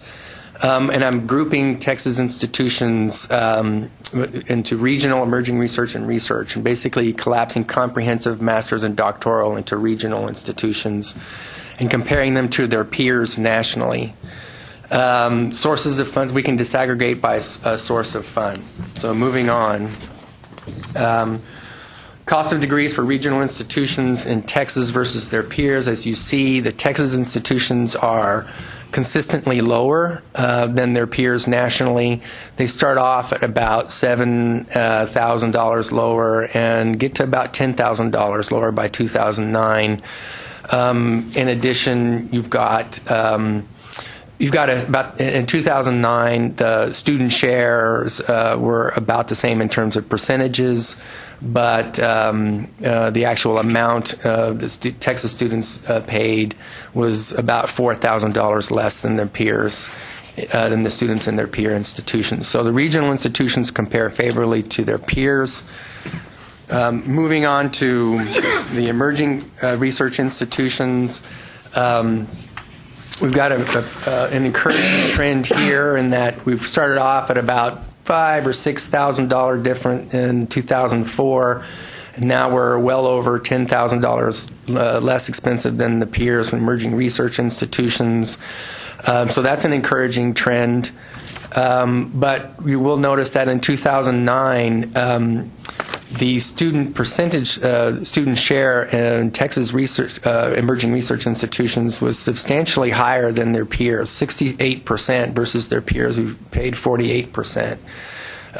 So, even though the actual cost of degree was substantially lower, the students were paying more out of pocket than their students in their peer institutions nationally, $29,000 versus $26,800. Can I just make one point here, and I'm sure that you would agree with me. This is a really sort of muddled way to look at it. If you're putting the cost of a PhD in with a master's or bachelor's, it's going to skew your numbers really dramatically. Is that true? Do we have graduate degree costs mixed in here? Yeah, they've got doctors, masters, This is and all bachelors. costs divided by all degrees. Right? Okay, well, it's going to be very hard. We need to disaggregate that because the purpose was, I thought what you were talking about was you were combining master's and doctoral institutions, but focusing on the cost to a bachelor, which is the cost to a bachelor and the cost to an associate's is what we're focused on. Well, when I get to the Texas level analysis, I'll be looking at bachelors. But for the national, what we can do on the international... Nationally, we can't disaggregate that? It's very difficult to do that. You can't do that. I mean, the data are all expenditures and all degrees. So this data here on these three charts is mainly useful for gap comparison to the national average, as opposed to the actual cost. All we can do on the international national data is get a sense of how we're comparing to our peer research, our peer institutions. But the point that you brought up is precisely why it's important to compare to peer institutions, right? So these are institutions that have similar makeup of bachelor's versus graduate students, similar missions, even perhaps similar type of degrees, field majors of degrees. So that's one of the reasons why that I grouped them the way I did, because that's the fairest way you can compare. Okay, but you have to understand the limitations, and one of the big limitations is what you just pointed out, is that you cannot say anything about whether or not bachelor's degrees versus graduate level degrees. And you'll notice that there's an absence of the 2-year level and the national analysis and international analysis, and that's just because we don't have any confidence in those data. Plain and simple. Research institutions, you'll see that it looks as if the Texas research institutions are closing the gap in terms of in the wrong way. Cost of degrees with their peer institutions. But you will see that the Texas students are paying substantially less than their students in the peer institutions, 45.6% versus 66%. So that translates into a real difference in the actual out-of-pocket costs, around $30,000 versus $46,000. But essentially here, you're really just, this is UT and A&M. That's UT and A&M against their peers. And their peers include Berkeley, Indiana University, Bloomington, Michigan State, University of Wisconsin-Madison, and University of Illinois Urbana. Now, there's other institutions that they consider peer institutions that we did not include in this analysis because those other institutions include medical schools as part of the institution data, fiscal data. So, University of Michigan, for example, their cost of degrees is well over $100,000. So that's just not a comparable figure. So. But if you were a student looking at this, you'd be if you qualified, you'd be incentivized to a research institution over an emerging research. I mean, you're going to pay a much smaller. I mean, the absolute amount's the same, but your percentage of what is being spent on your education is much lower. Mr. Hunt, I was just looking at that figure, and I think this is a really misleading percent because this includes the entire budget of the institution. Core expenses. And so if you look at the tuition and fees at UT Austin and Texas A&M, it's not lower than at University of Houston or Texas Tech or University of North Texas. And this is getting at, I think, the overall budget. I mean, so when you... I think the conclusion would be wrong on the part of the student if they simply think they're going to pay less, if they think they may be getting more service, a better quality of education. That's something else to debate. But I don't think that they're actually paying less out of pocket. This is saying they're paying the same in an absolute, David. The same in dollars. Lower in a percentage, but the same in the absolute, which would mean it's still a better bargain because you're paying less for what you're getting. Well, or conversely, Woody, it also implies that perhaps because of limited number of slots in the regional institutions, it's given our emerging research institutions more pricing leverage. It also would explain why there's so much demand for the research institutions, those slots, because it's a better deal. Right. So the you're total going to pay the same, but you've got to. But the total budget that this is dividing into, what does it include? It's core expenses, education-related expenses. So basically everything but research, public service, and auxiliary. Okay. So these institutions have, on average, higher faculty salaries. Right. So I don't know. I think it's.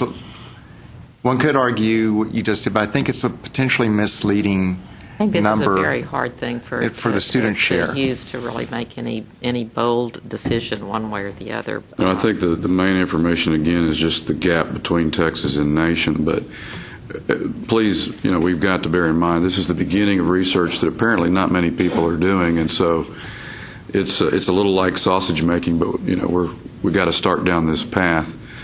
And I will say before we go on to the Texas analysis that the trends over time, like at the regional institutions and the emerging research institutions, the trends were going down, right? And the reason why is because their rate of increase of their degree production exceeded the rate of increase of their expenses. Right, so their expenses went up over time, but the degree production went up even more. I believe UTEP was 50% in degree production over this window. So it's one of those cases that the reason why I bring that up, it touches on one of the comments earlier about how you're increasing expenses, but your output was increasing more rapidly than your inputs were. So the cost per degree in emerging research is going down, or at least cost of degrees since 2006. I mean, at research institutions. Now, the research the flagships, their enrollment's pretty much capped. I mean, A&M had a slight increase over this window, right? So the degree production at UT, the reason why your UT research institutions was going up is because your degree production didn't really increase very much over this window, whereas your expenses went up pretty dramatically. So that's why that's the explanation for this increase on the research institutions in contrast to what you saw over time in your regional and your emerging research institutions. Okay. Yeah, and I would say for those of us who have had a significant increase in degree production in the last 3 to 5 years, the big question now is whether that was a cohort moving through the pipeline that came as a result of block tuition and other incentives, because we've done a lot of things differently over the last 5 years. And if we and UTEP and others incentivized current students to speed up the pace, then we'll see the results of that, and it'll lower the cost per degree, but not clear that it'll be sustained, that rate of increase. Okay, so we're getting into really, I think, sort of the meat of this presentation, where we're going to be talking about cost to degree using Texas data. And especially given the limited amount of time left, how much time do I have left? You're 4 minutes over. 4 minutes over? Okay. So what I'm going to ask very politely is that unless you've just got something really burning to bring up, a burning question, let me finish the presentation, because what I've made this a couple of times, and this presentation a couple of times, and cost to degree and efficiency taps into everything and anything higher ed. So it's really tempting to go down a lot of tangents that are all relevant and very important, but are going to prevent me from finishing this. So if we could somehow, just withhold comments and questions until the end, and then we can talk about it either here or over lunch or the small group discussions. Okay. And the Texas approach is a cost to degree, and that's a very deliberate distinction between cost of degrees. We actually follow a cohort to completion, and we have their costs of their courses that they took as they went through. And our cohort was first-time students in the fall of 2004 through the summer of 2010. That's 6 years, 18 semesters. We analyzed 2 cohorts, a bachelor's cohort, successful outcome, of course, is a bachelor's degree. And then we have a 2-year cohort, which is a successful outcome of which is any 2-year credential or a successful transfer to a Texas public 4-year IHE. So that's really distinctive. There's no one else doing that, adding that transfer component. The major metric that we're looking at is cost to degree, which is defined as total dollars spent on degree completers and non-completers, and dividing it by the total number of students who earned a degree. Okay, so it's a fairly straightforward calculation. Once you get those numbers, it's not straightforward to get those numbers, but once you get those numbers, it's a pretty straightforward calculation. And then we also look at cost per completer. Just among those students who completed, what were their total costs, and divide that by the number of students. So that gives you, so this is what we're going to use as a basis to determine what a degree should cost. The results, so we have, total number of completers is 32,214, which is about 52%. And here, completers, of course, is to emphasize this, is these are students who actually obtained a bachelor's within the 6-year window. So if they were still enrolled and did not obtain a bachelor's, they're not counted as a completer. And that was about 4.5% of the original cohort were still enrolled and had not earned a credential yet. There was about $1.5 billion spent on the completers compared to $648 million on non-completers. A total of $2.2 billion were spent on this cohort over the 6 years. So about 70% of the $2.1 billion were spent on the completers, 30% non-completers.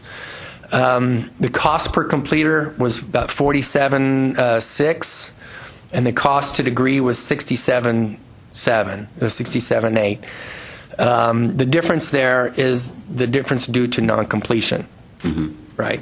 So, and Lee, this is total cost, right? I mean, this is right. Tuition. Yes, total cost and cost to everyone. So, and I'll disaggregate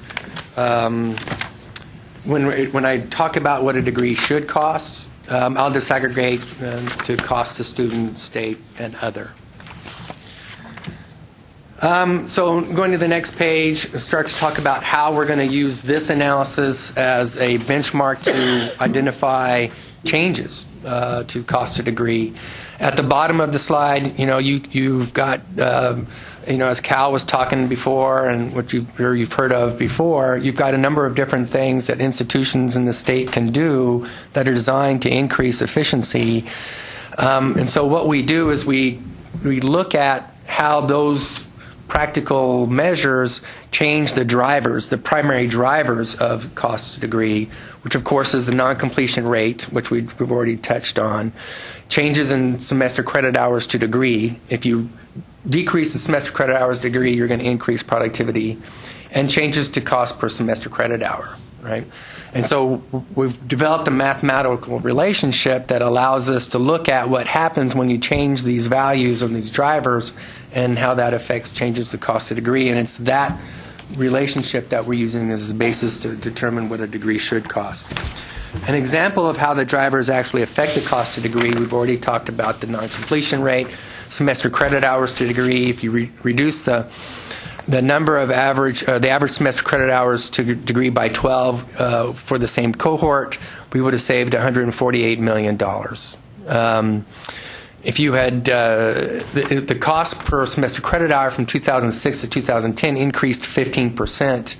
If that had not occurred for that cohort, we would have expended $250 million less than we actually did. So that just illustrates that how changing the drivers actually have a real impact upon your efficiency. What a degree. Next slide, please. So we're improving the drivers via recommended changes in practice and policy. You've heard some of these examples already. The other sources, the cost efficiency report that we produced a couple of years ago, the McKinsey report and Baines report you may be familiar with. So we estimate the impacts of these things on the drivers and how that affects cost of degree, and we're looking at 5 years out.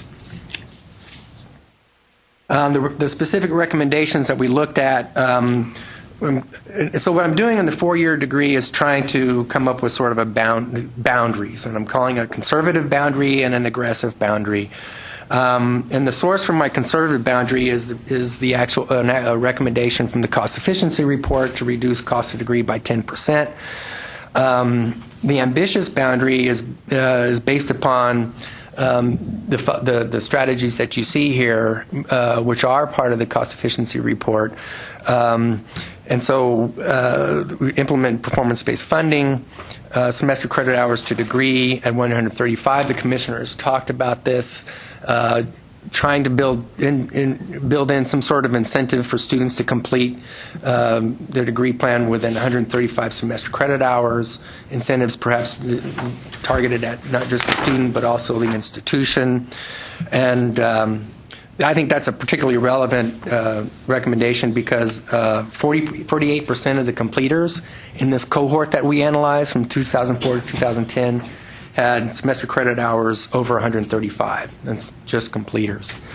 Credit hours per faculty increase, closing low-producing programs, streamline administrative processes, and increasing online offerings. So when you account for these, in the next slide, I come up with as I mentioned, the conservative and aggressive estimate by 2015 on what the cost should be. And here I've got them broken out by state, student, and other. In the 2010 column, that's the baseline column. The actual cost of degree of the cohort that we analyzed, as you see at the bottom, was $67,765. And you can see how that was funded by state and student and other. Do you have an inflation number in here? We do not. And the reason why we do not, well, we can get into the more details on that. But so we've got in the estimates for what a degree should cost by 2015, we've got the conservative estimate reduced to $67,765 by 10%. That lands us at about $61,000. If you add up the effects of all these different recommendations that I went through, you decrease it by about 22.5%, gets you at about $52,533. And so, I also had to do some estimating on how those costs are shared by student and state and other. And so what I did was I took the trends of what's been happening over the last 6 or 7 years and forecast that forward to 2015. And what you see there is that if those trends continue, the state will be funding about 26% of that cost compared to 35% in 2010. The student about 30% compared to 27% in 2010, and other be 44% as opposed to 38% in 2010. What's all in other? Other is federal and revenue, endowments, etc. So what you see here is that there's going to be some real differences depending upon how this actually plays out. In terms of this, the expenditures to the student, you're at about $18,000 for the actual cohort for analysis. If it plays out more towards the conservative side of things, that's going to end up adding a couple $100 to the student cost. If we end up more on the aggressive side, then we estimate that the actual student share of the cost will go down. The student cost will go down compared to what the student paid in the cohort. So all this is to illustrate that these estimates moving forward, there's some real differences that have real differences for students and of course the state. Lee, just a quick question. The Texas grants is obviously to be up in the state line. I'm sorry? Texas grants will be up in the state line. Student financial aid is part of the state cost share. Yes. Okay, that's not going to be down to others. So, I mean, anything the state's funding for like the Texas grant program, that'll be up. Yeah, and I will say, one of the things that I did not include in this analysis, but we can include further, is we can estimate the changes in productivity if you make changes to financial aid policy, right? So in a separate analysis that we're doing in the Institute, we're actually trying to predict differences in the number of persisters had financial aid been reallocated differently. And we're finding that there's some differences. And you actually have an opportunity to increase persistence with the same amount of money, which of course would increase productivity, but would change these numbers. So what I'd like to do in a future iteration of this is to incorporate that in here as well. So, and that is to say that, I picked the major players in terms of what affects efficiencies. That's not to say it's comprehensive, right? So this could be changing further. I'd just like to see you break out at some point what's in that other. I mean, if that's Pell Grants, we know what's going on in the Pell Grant program nationally right now. Mm-hmm. I mean, that's a big number. And so I think we need to be able to drill down into what that number is if truly state funding is going down, when you look at year to year. And if I might comment on that comment, I completely agree. We need to have an analysis to say what are the trends in those other categories to see if a 44.1% is realistic at all. Well, and that 44% is based upon the long-term trend over time, right? But it also reflects the dollars. Actually, the dollars themselves are flat to down, depending on you go conservative, aggressive. So what it's really telling you is the relative share of costs is shifting, but the dollar figures, if we correctly analyze the trends. Now, if the Pell Grant is going to change. That's my point. Yeah. That bottom may fall out, just right. like the state contribution, that federal others may fall out. If we know what those variables are, we can see that.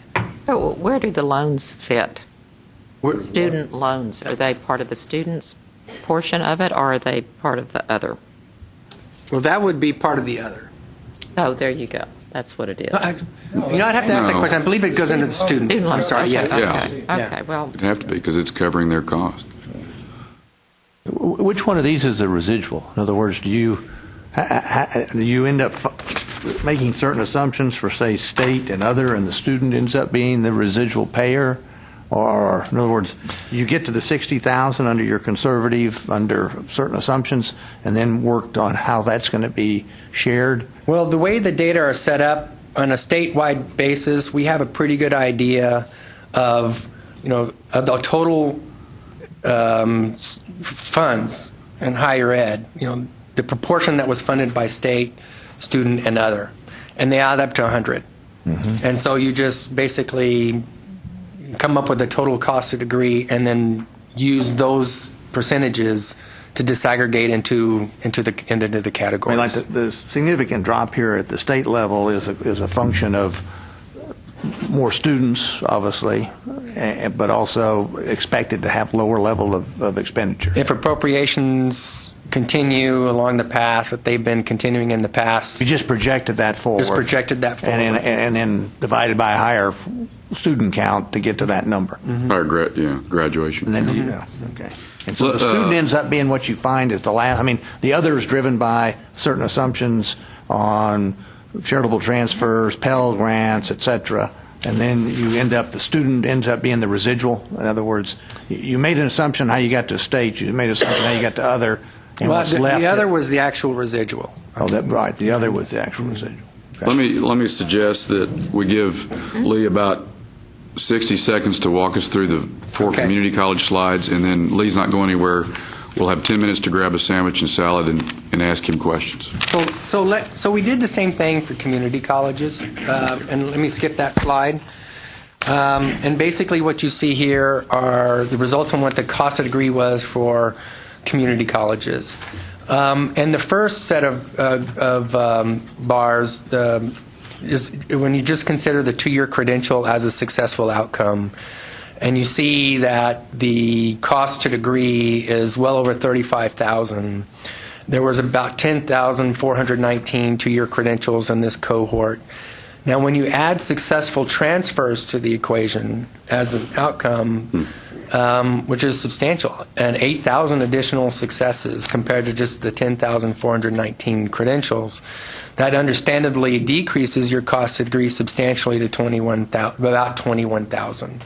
So this is this is an issue for discussion. There's in the cost to degree literature. And other people doing cost to degree calculations, they do not include transfers as a successful outcome. And mind you, this is successful transfers. So these are students who transfer and earn at least a 2.0 in the 9 hours post-transfer at the 4-year institution. So if you there's actually about well, I'm just going to leave it at that. So that's the cost of degree. The cost of degree is about $21,000. Bottom line. When you include transfers. When you include transfers. But that cost doesn't include the incremental additional cost to get their bachelor's after they transfer. It does not. Okay. So this is a cost of degree for community colleges. Okay. Lee, does it include, like, at what point do they transfer? 15 or 30 hours, or does it not matter? Well, that's a good question. The students that are included in this analysis who are students who earned at least 12 semester credit hours in a 2-year institution. So that we did that in an attempt to filter out students who were there to take a course here and there who really were not degree seeking, even if they might have indicated they were in the data. Or if they came for the summer and took courses and then went back to their 4-year university? Right. No, they're not captured. Well, yeah, right. They would not be captured. Did you include dual credit students? We do not account for the dual credit in this analysis. Now, that's a very good point. Moving forward, we're going to have to do that. We've got better data moving forward to be able to do that. Right. And at this point, 2004, this is starting in 2004, the dual enrollment and dual credit phenomenon wasn't nearly what it is today. Right. So we've got better data, and it's more of a phenomenon today than it is in this cohort. All right, so what should a 2-year degree cost? And really look at attrition and reduced semester credit hours to degree. I don't look at cost per semester credit hour just because the cost per semester credit hour at 2-year institutions is always already very low, especially relative to 4-year. For this cohort, our cost per semester credit hour is about $129 compared to $382 on average for the 4-year cohort, 4-year analysis. So that's not to say that there aren't opportunities for improvement, but I think that the real places that need focus, the needs analysis is on the attrition at 2-year because it's extremely high.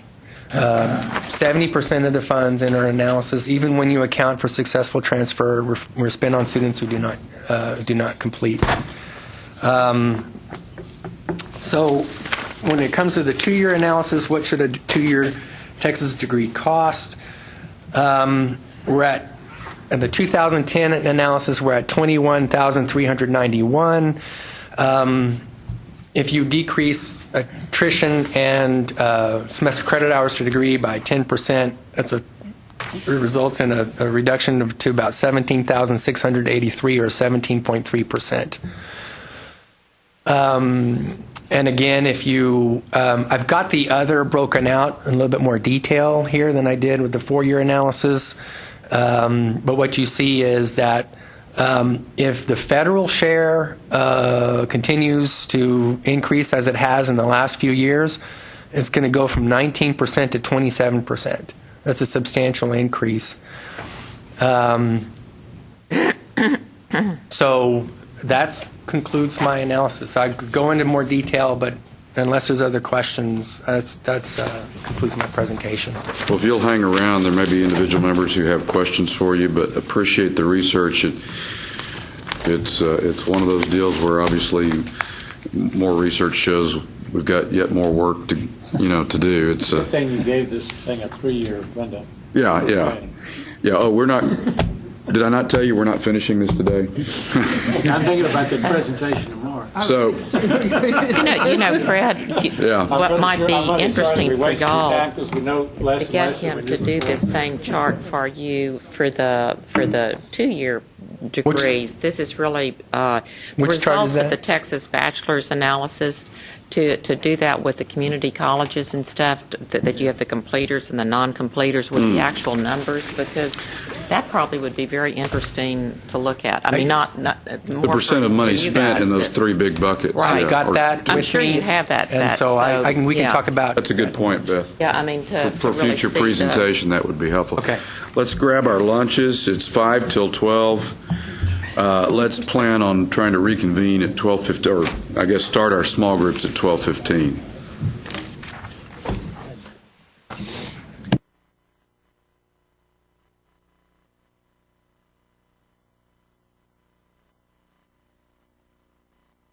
Metrics for cost efficiency and productivity. The real challenge is how to select the critical and relevant few. Focusing on the big bang items, or larger budget as it says here, and some of what we saw from, at least from the 4-year universities, was the 30% waste from non-completers as a big leverage point. So essentially, yes. So recommend either or both of the what FSG called the cost efficiency measures. I'm not picking it up? Yeah, it's fine, but you can have it. Okay. So we said yes to both of these, but with an important distinction. We felt that what was critical in measuring the total cost per degree granted was that the focus be on total cost per bachelor's and total cost per associate's granted from a statewide view. And we recognize that different institutions are going to have very different cost structures, like the categories that Lee has used so far: research, emerging research, and comprehensive. But from a taxpayer standpoint, what we really care about is how are we doing as a state. And so total cost per degree we saw as a statewide metric, whereas the average out-of-pocket student cost per degree is important both statewide and disaggregated by category and individual institution. In other words, that's an important consumer information as well as statewide cost efficiency. I think we captured on it. Then we talked about the 2 FSG metrics recommended as measures of productivity. We said yes regarding the composite transfer alignment. Transfer here meaning the pipeline alignment between high school and college and 2-year and 4-year institutions. So this we felt was, this metric sort of applies to 2 of our categories. It, in a sense, it's the lag metric that actually appears as a bullet point under the alignment, but it's also a lead metric for productivity, because if we're not efficiently getting students prepared and through that pipeline and into college, then we're not getting the raw materials we need with which to produce more degrees, so to speak.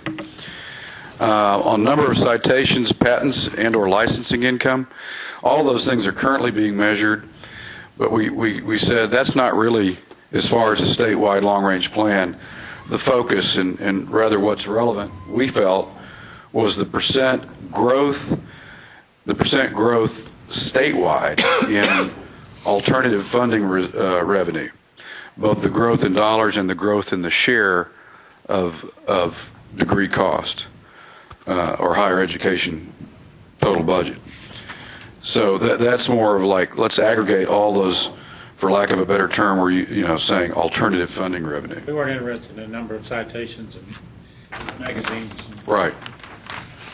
Periodicals. So, summary overall, which of the four? Yes, the cost efficiency and productivity measures are needed. Yes to average out-of-pocket student cost per degree. Yes to statewide total cost per degree granted for both bachelor's and associates. Yes on the composite measure of transfer, but that may appear as within the alignment goal, but it's something we do feel needs to be measured, and the progress goals for progress set. And then no as far as citations, number of citations and patents and licensing income being a key metric, but yes on but changing that rather to track statewide alternative revenue growth. All right. Who's the lead? I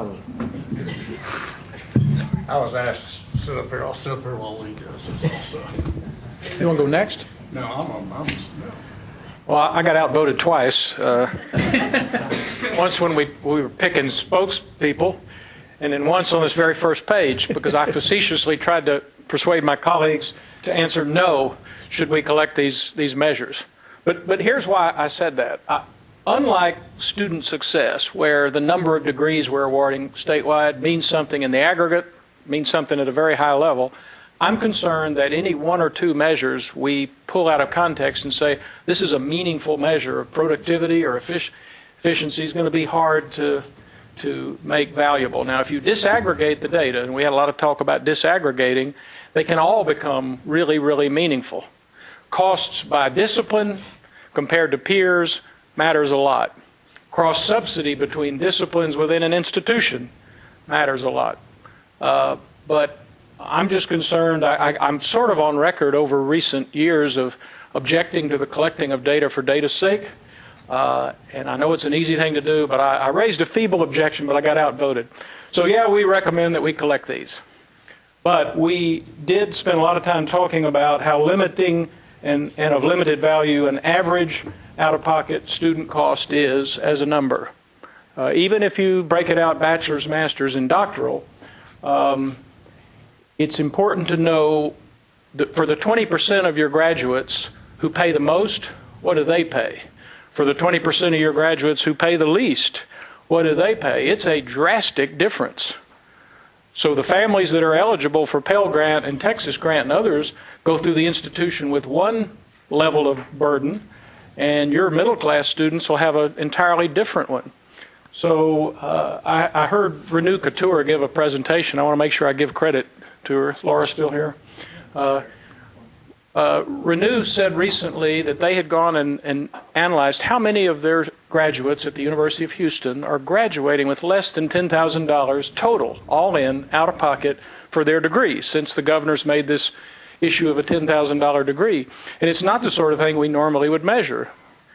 But they've got now the numbers, and so we've done the same thing. And it's really fascinating if you break it out by the 20%. Because for us, it's 20.4% of the FY11 graduates at the University of North Texas had less than $10,000 out of pocket. 20.4. Well, now the other 80%, though, march on up the ladder to 40, 45,000 total out of pocket over 5, 6 years, however long it takes them to get a degree. So we did agree that this is probably going to be one of the things that will go on the big dashboard, the out-of-pocket cost. But I would urge you to consider if there's a way for the dashboard to be broken out just a little bit so you can look at the way this affects different students differently. So in other words, not just look at average, but look at range. Right. By quintile. Right. Or by median, but I don't think that would help you that much in this case. So, yeah, I think that, and you can look at percentage of family need being met by your financial aid. You can compare it to other states. I think if you said for our students who are Pell eligible, what's their out-of-pocket compared to other states or compared to peers? For students who are not Pell eligible, what's their out-of-pocket? It's one of those things where I don't know how much room there'll be on the dashboard, but we spend a lot of time agonizing over whether the average helps us. This suggestion that we develop a new composite measure of transfer efficiency is kind of exciting, because the old measure was usually something like, do you have an articulation agreement, yes or no? And I had presidents who've come to me and said, oh, I'm so proud, we announced a new articulation agreement that we've signed with Community College X. I would say, well, great, how successful have we been for their students transferring? Oh, I don't know that. What percentage of their credit hours are transferring successfully? Oh, I don't know that.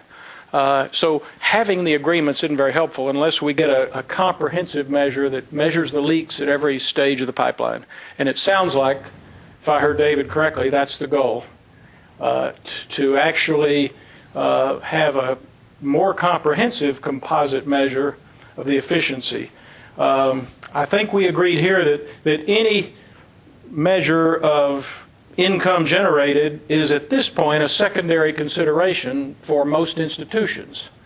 So it's certainly, there are several institutions in the state already for whom this is a significant revenue source, and it bears discussion, although I really think it's a part of a broader measure of, are the universities doing a good job of realizing the potential of their assets and their other income sources. I know you talked about Gordon G's article earlier, and how they're selling parking differently on their campus at Ohio State, but there are also some universities looking for international and out-of-state students as a revenue source. We sort of back into them in Texas, where they come here and they get a $1,000 merit scholarship so they can play football or they can be a great musician, but other states are out recruiting full pay out-of-state and international students as a revenue source. So I didn't know if this was primarily as a productivity measure. Is it an attempt to capture outside income, or is it the old excellence measure, an attempt to see how successful your research agenda is at producing commercial research, which is kind of where this is going, and it's not just, unfortunately, not a big enough factor for many of us yet. So we said yes, but try to do something with the average so that it's more meaningful. Same thing for the total cost. Yes, on a composite measure, but make the other ones secondary.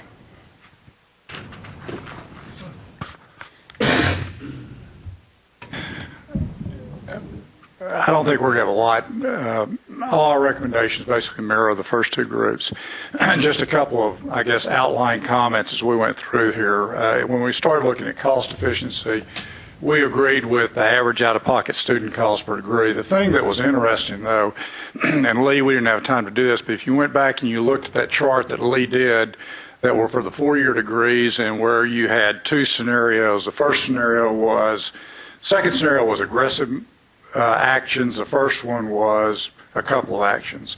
The thing that was really interesting about those numbers, if you look at it, on the first scenario, almost all that benefit accrued to the state and not to the student, which I thought was really interesting. I think we need to really be sensitive to that, because if I remembered, in that first scenario, the state sees their 33% out of pocket, their costs go down by 33%, while the student's cost goes up 1%.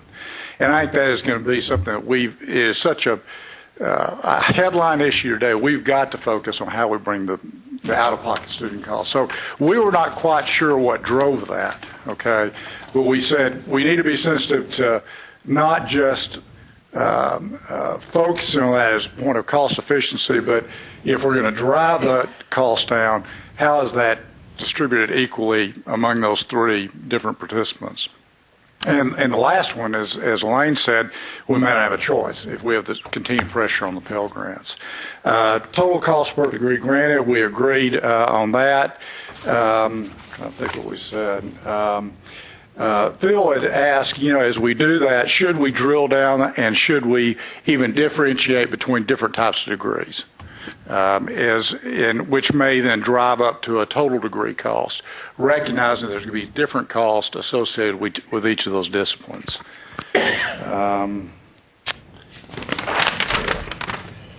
On the productivity measures, we agreed with both those. The one thing that we talked a lot about was when we thought about these two measures, the question was this going to also be an action that could be institutionally driven?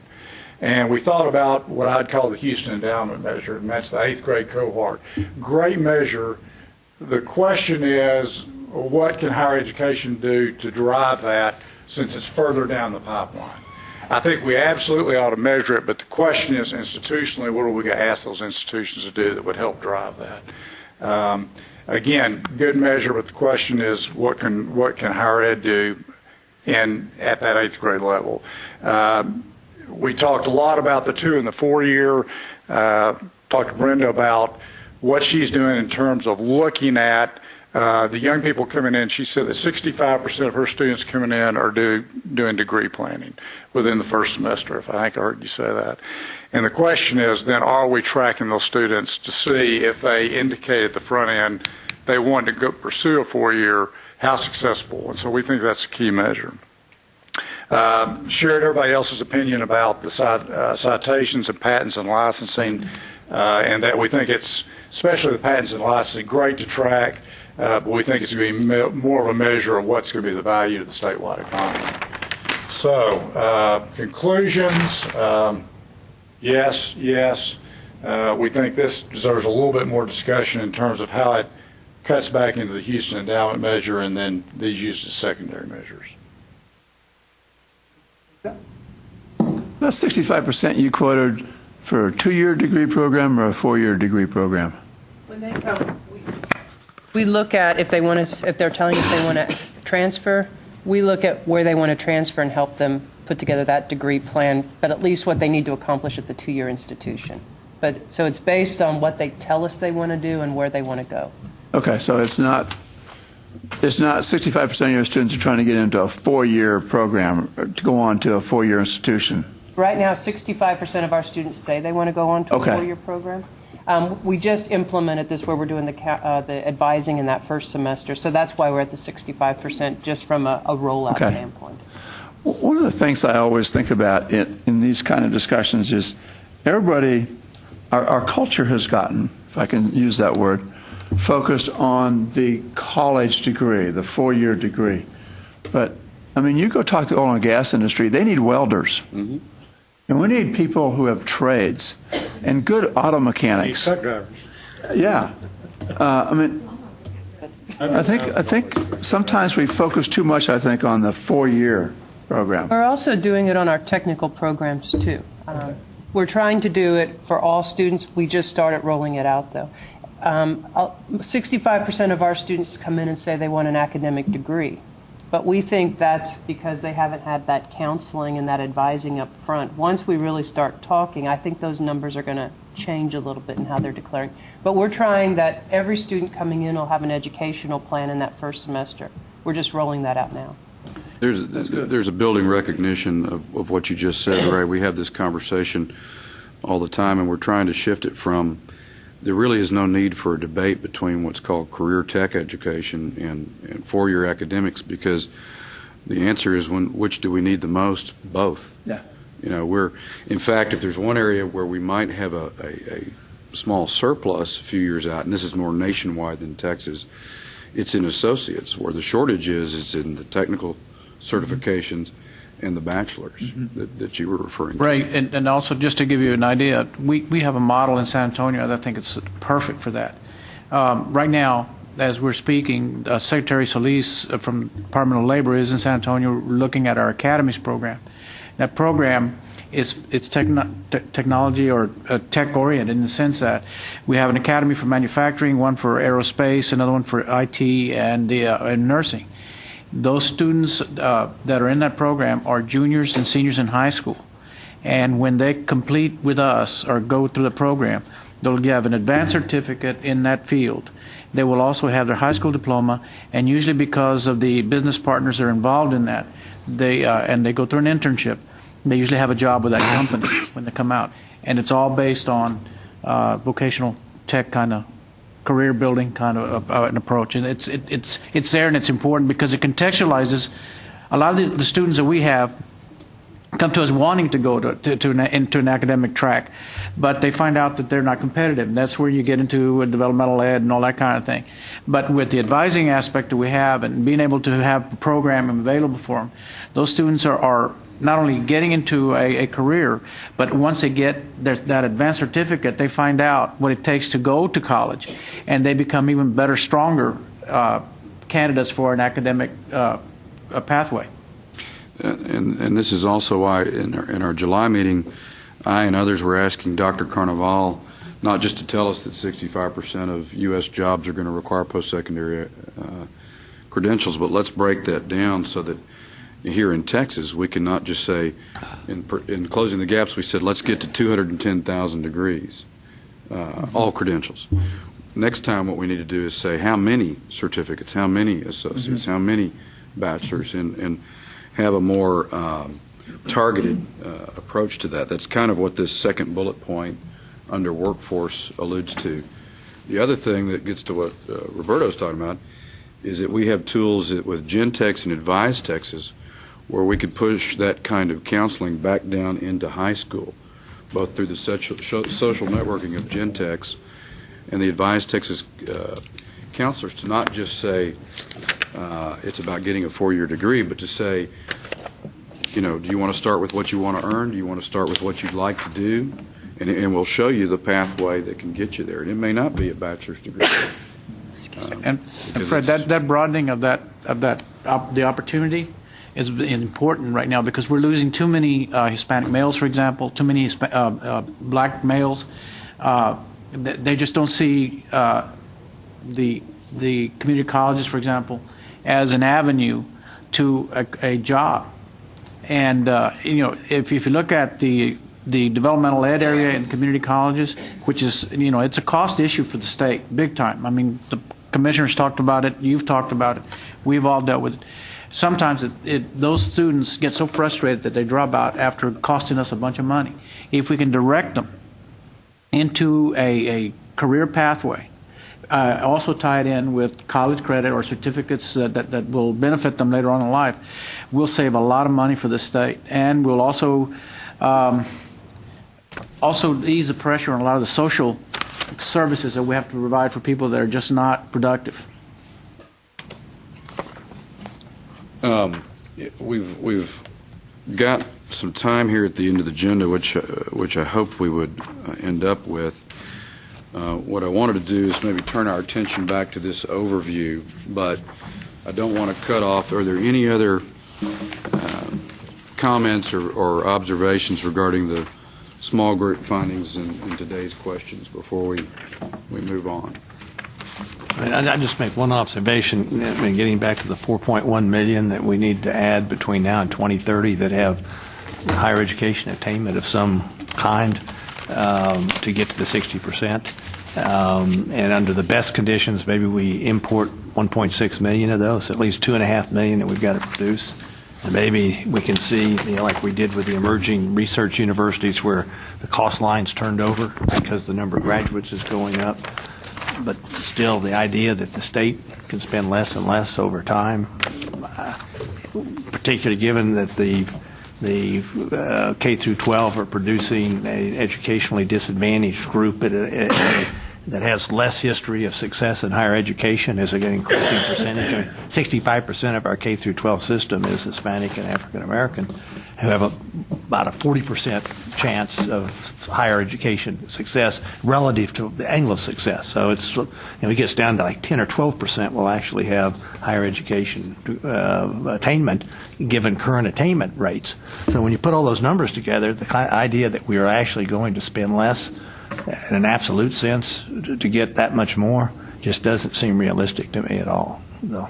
Yeah, I think, and don't hold me to these slopes, but I mean, I think what I'm hoping we're saying is that the dollars, both for the state and the student, are going to grow at at the flatter line, and it's the attainment that we're going to leverage up a great deal more. So it's not necessarily about spending less overall, although we know that we know that's a part of the solution, that we've got to be more productive because we're pushing the student affordability envelope already, particularly at the 4-year level.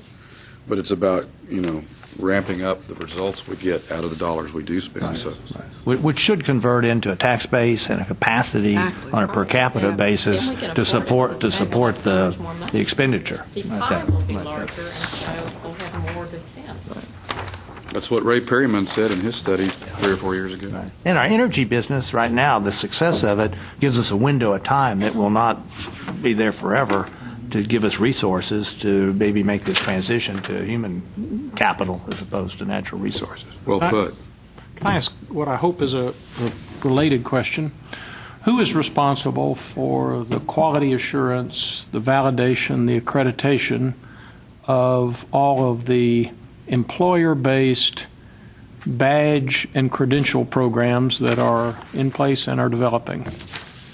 National Association of Manufacturers has its own certificate merit badge program. Microsoft has always had its own for Microsoft certification of technicians. Those programs historically weren't very tied into college credit degree programs.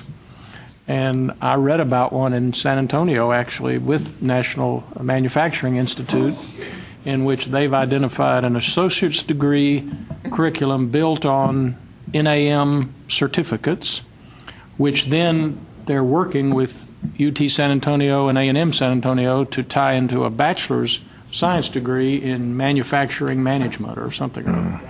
But what I saw said that it hasn't yet been worked out how that curriculum will be completed, because you're asking faculties and accrediting bodies and others to accept certificates of competency for credit that have never had any standing in our universe. So when you compare us to these OECD countries that have a completely different vocational training program, and you talk about how many post-secondary certificates they have, I don't know if those are comparable to all the ones that exist in this country, and my sense is this is a new frontier in which all the universities are about to be asked to find ways to recognize work experience, job experience, on-the-job training, people coming out of the military, which are coming in larger and larger numbers into our institutions, who've had 3, 4, 5 years of senior management responsibility running computer systems. It's just not the same thing as Computer 101. And so who's going to give credit? And is there a role for the state and the coordinating board? Are some of those workplace credentials not being captured? Lee, we just a week ago Monday had a meeting with both Texas Workforce Commission and Texas State College, Technical College leadership, and TAM was represented, in one other group I'm leaving out, on this exact topic. And I think what you read about is what Alamo is doing with Toyota, isn't it? On well, it's a collaborative manufacturing. It's a response to the governor's $10,000 degree plan. We're working through San Antonio A&M, and you're right. It's at the beginning stages of the planning, but basically it involves looking at an applied science kind of a thing, degree. And so I'm not that clear on the details yet, but I will tell you that it involves 3 years of community college, that which will cut the cost significantly. At the same time, A&M is looking at working on that curricular aspect so that the credits will transfer and we can work through that. So that's a model that really we need to look at, because again, all this discussion in terms of cutting costs is not really in higher ed, is not going to really have any. It needs to have a bigger role coming out of community colleges, because we are we're cheaper, and we can provide the service at a lower rate. So if this model works, I think you'll look at you will get a $10,000 degree, and it does involve manufacturing, I believe. And where this is going from, and over the next year, Texas State Technical College plans to develop and launch a prototype aimed at the time coming when those skills, whether it's defined by the National Association of Manufacturers or other industry credentials, are aligned with academic credit, and that their graduates, their students, will have a card or a flash drive that instead of having a resume, will have their list of competencies accomplished on it. And the alignment is important because the student of tomorrow is going to be need more vertical and horizontal alignment, because they'll re-enter at different stages of their career, quite possibly, into the education pipeline. Today's technical certificate in welding or automotive mechanics is tomorrow's auto shop or welding shop owner. They're the need to be able to come back and say, here's my competencies, now I want to finish my associates. Now I want to get a bachelor's because I want to know how to manage the shop that I'd like to open with the guy I used to work with over at Toyota. Whatever it is, it's a completely different approach. And so that was what our meeting was about a week ago Monday, was what do we need to do to move forward in developing that first prototype in that direction. Texas State wants to align their funding, as some of you are already aware, with basically successful job placement and compensation enhancement. Where they were when they came into Texas State Technical College and what they earn when they're placed in a job going out. That's a true outcomes metric, if you will. Funded by the state based on that success. Now they're really reaching out there. It's probably at the far edge of what we could call cutting edge right now, but I think you hit the nail on the head, Lee, that it's a new frontier, and we're sort of at the edge of how in the world do we figure that out, but we know it's important to figure it out.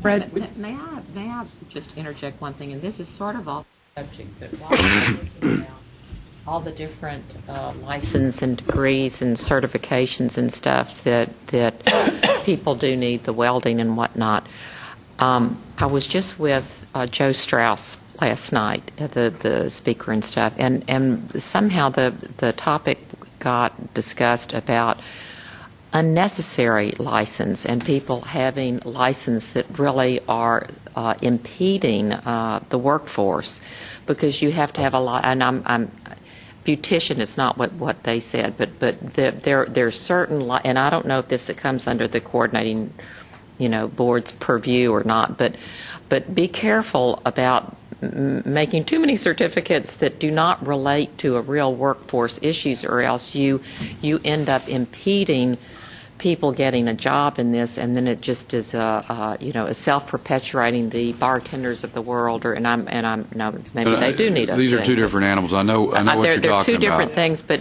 when you start widening your scope and stuff, I can see that. Well, no, they come from two different places, though. State governments have been asked for 30 or 40 years by groups to create license requirements as a way of restricting access to professions.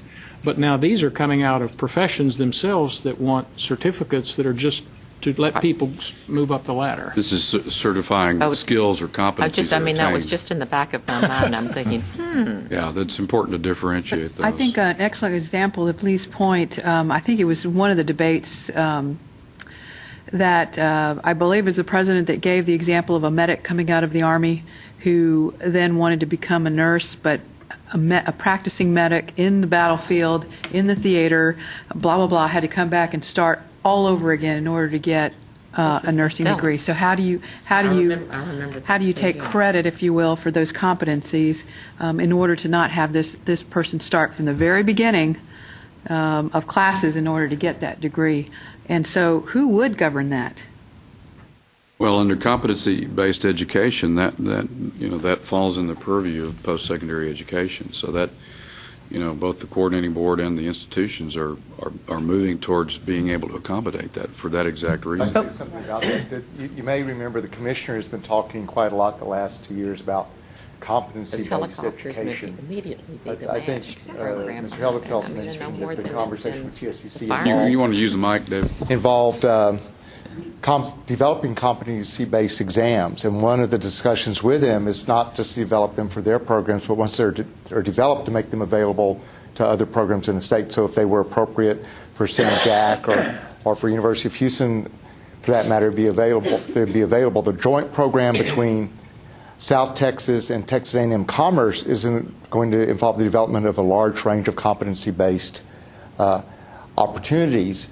And part of the process there is intended to be available to other institutions as well. So many of those would be involved in the core curriculum, and so that there's a potential that those could be used at any college or university in the state. So one final comment. Some of the things the Chancellor has mentioned, a lot of these things have been done for many years in isolated spots in higher education, but they haven't been the standard. So while we're sort of in a new frontier, the advantage that we have is that there are experiences with many of these things that exist already.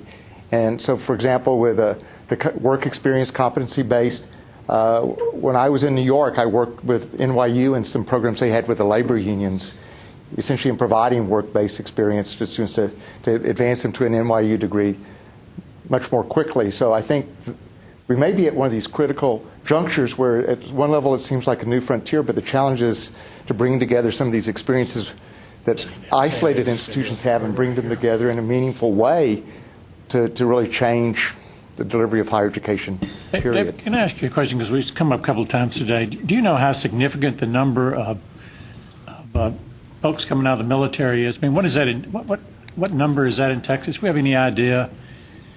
Is it 100,000 a year, 200,000 a year? McGregor can answer that question for you. No, he can't. I don't know, but we do have in process, the Workforce Commission with Central Texas College has been working to develop a transcripting process for the military. We've recently hit a roadblock, but the idea is to transcript all of these military training experiences in a way that links directly where to existing courses to take full advantage of that. So it's an important thing in process, but we've recently reached a glitch, we think, with accrediting associations. Since we're all patriotically providing a free education, which we're very happy to do, we certainly want to also recognize the significant experience that these students have and that may just be worthy of credit. That's exactly right, and McGregor Stevenson is probably the largest advocate there is for that, and when you have more time, he can talk to you at length about ideas in terms of how to do that. Well, and the Texas workforce has had a project, College for Heroes, and they really have looked at how we expand the credit that we're offering for veterans. And the colleges, there were 7 of us that were pilots in this, and we had generally been at 17 hours that we were able to award for veterans credit. But one of the Alamo programs, you're actually, I think, up to about 32 hours in one of your health science programs, and a Surge Tech program. They've gone in and they looked at how can you really take that past experience and even expand that more. And so that is coming out, I think, on a statewide level also, so we can start sharing that. But we really are looking at how do we take that credit, and the veterans is a great place for all of us to start and really have that as a statewide program.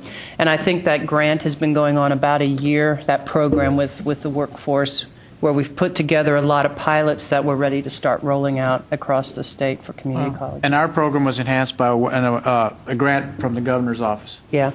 That was very well received. What I'd like to do with the last 22 minutes we've got is that allows me to give each of you about 2 minutes to give me your comments on what, if anything, you would tweak or like to recommend on this summary page. And I'm going to ask Charles and Jerry and Brenda to go last because they're going to be our presentation panel tomorrow, so I want them to hear from the rest of you. So, Roberto, why don't we start with you? Fred, in terms of workforce, obviously community colleges are really geared to provide support here. In terms of the improving the percentage of graduates, we're very, very heavily involved in the student success agenda at the community college level. So I think that's very well aligned there. And speaking of alignment, which is the next one, we do need a pipeline to determine. And I think Woody and our committee discussed this as well. That we do need to track the students. We need to make sure that they are staying with us. And if we find out that they're not, then why not? So that we can do the appropriate programming. In terms of value, again, the student success agenda at the community college level is has been really ramped up. I think you're going to see some very great results there. So I think that value issue is where that's really going to determine whether that student success initiative is really taking hold in the state. In terms of excellence, I think it relates to student success. I don't know how we can measure that. With our certification programs that we have at the community college level, we can have some determination about excellence. For example, Red McCombs tells me that everybody that comes out of our auto mechanics or auto technician program is incredibly well certified. Lockheed Martin, for example, will not hire anybody but Alamo Academy students now. That's our total pipeline. Toyota's about to begin that. So that will give us some idea of excellence. The area that we might have to look at is in the academic area. How many of our students do complete a 4-year certificate or degree? So yeah, these are all valid. I think we can find ways to give it more body. But again, when you present tomorrow, these are relevant, and these can help us get to that 2030 goal. Thanks, Roberto. Elaine? Okay, just along workforce, and I appreciated everything that Roberto said, absolutely. I wish there was a more longitudinal metric for workforce to make sure that our students are not only coming out with the first 6 months of skill and competencies, but also, back to that word agility, David's going to kill me, how our students are very agile with the changing needs of the employment base. We've talked a lot about how the new generation is going to not stay in a career, but they're going to switch jobs and careers several times. And we need them to be able to continue being agile throughout the system. Then also tracking to see who's going back and brushing up on their skills for this true lifelong learning concept that we want to push throughout our state. So I don't know if that's possible, but that would be nice. Along with alignment, I really think that we have to keep our eye on the career and college readiness standards, Fred, and to see if indeed we are percolating those downward. We started obviously with the entering freshman courses at the higher educational institutions, started with the end of course exams in high school. How is that really matriculating downward to pre-K? And how can we make sure that we keep a measure of that? You're talking about college readiness standards? The career and college readiness standards that the coordinating board adopted, and quite frankly that TEA embraced and whatnot. There was a lot of great work done, but there's opportunities to be more longitudinal with that information as well. And of course, I agree the discussions that have gone earlier with regards to transfer compacts and whatnot. I think a more tangible result is how are our students doing in gateway courses once they transfer in? Are our institutions supporting those transfer students to be successful and so on? So a little more granularity on those measures would be nice. The value, I like the word investment. I think we spent a lot of time on cost efficiencies, cost, but I wish there was a way to more readily attune the numbers to truly an investment. That's exactly why we changed the term to value here. I think we need to start. How we need to change our paradigm from, 12 the 12th class day and how many students you have to outcomes. I think we need to start changing our paradigm to investment as well, because if we're doing our jobs well and right, our students and their parents, if you will, are going to get a big bang for their buck. We need to talk about that a little more. Anyway.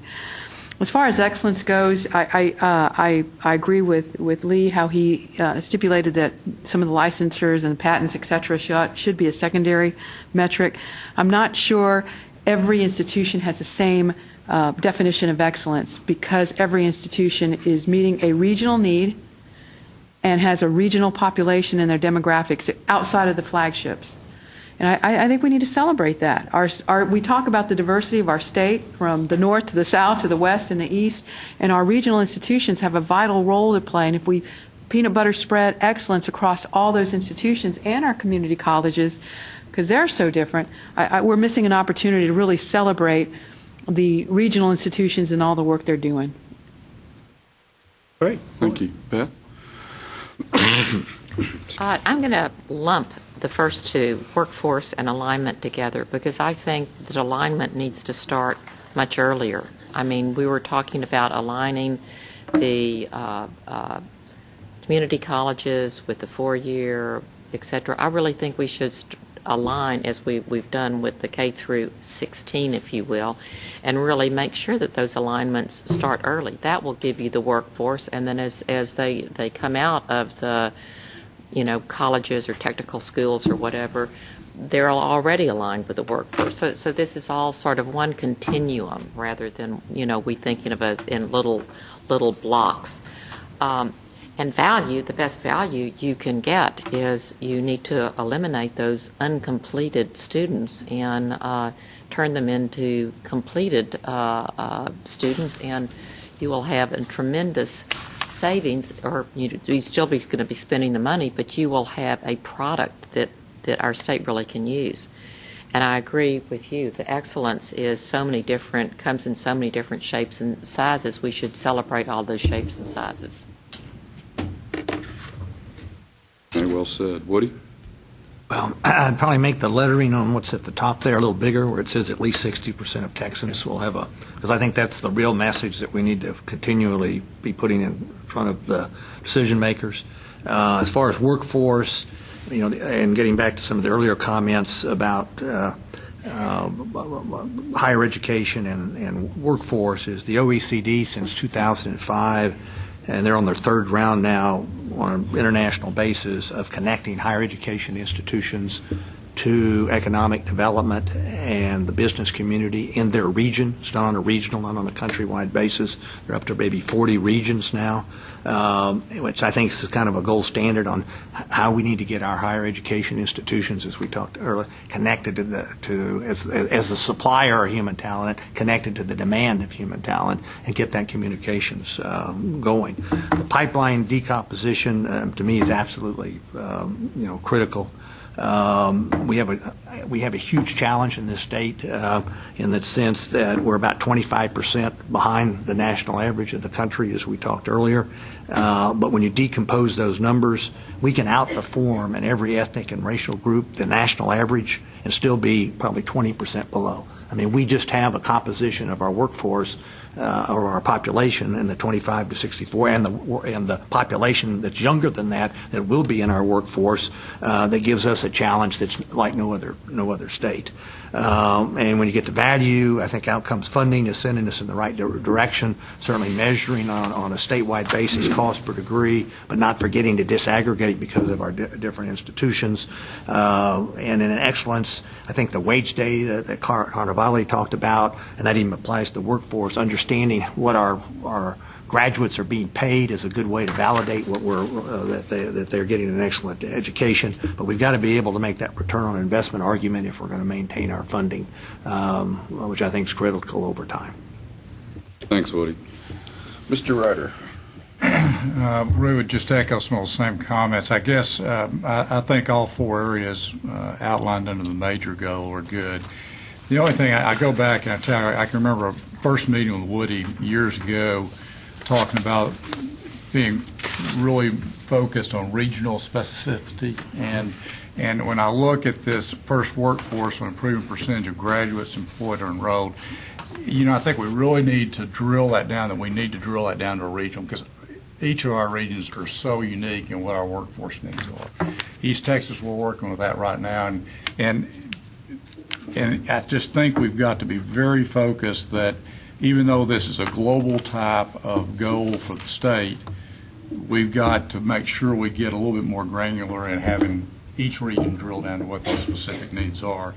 Under alignment, and I think I mentioned this in an earlier presentation, I think the 8th grade cohort measure is a great measure. I think my biggest concern is, it kind of goes back to the college ready standards, is really as we establish these quote higher education goals, what we can do to impact that. And I think Fred, your suggestion is the issue about Gentex is great, because I go back to, if you're familiar with Gentex right now, it does such a great job of looking at basic, not just 4-year jobs out there, but 2-year technical jobs, and equating those to salaries right now. And so I think we really need to make sure that we bring a point up, and that to effectuate that, we really need to leverage the work that's been done on Gentex, because that communication piece is a big piece of it. Value, I agree, don't have anything to add there. The excellence, Fred knows this, I am still really frustrated that we can't measure learning outcomes. And I've been frustrated for 9 or 10 years that I've been involved in it, and we've been talking about it for 9 or 10 years. And whether it's CLA or whatever, I just think that at some point we have to step out there and try to make a recommendation, like you're saying, Fred, that is at least a proxy to try, and then modifies it, because I think it's the biggest elephant in the room.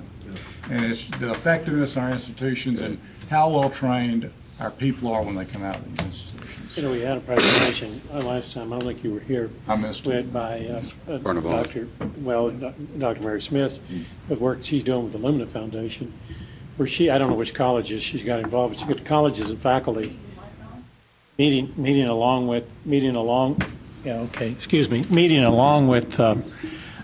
industry, and beginning to align what their needs are. And so there you've got 100% success. If the kids graduate with the kind of training the employer says he needs, that kid is successful in a job. You've totally proven whether or not we're teaching them what they need to know.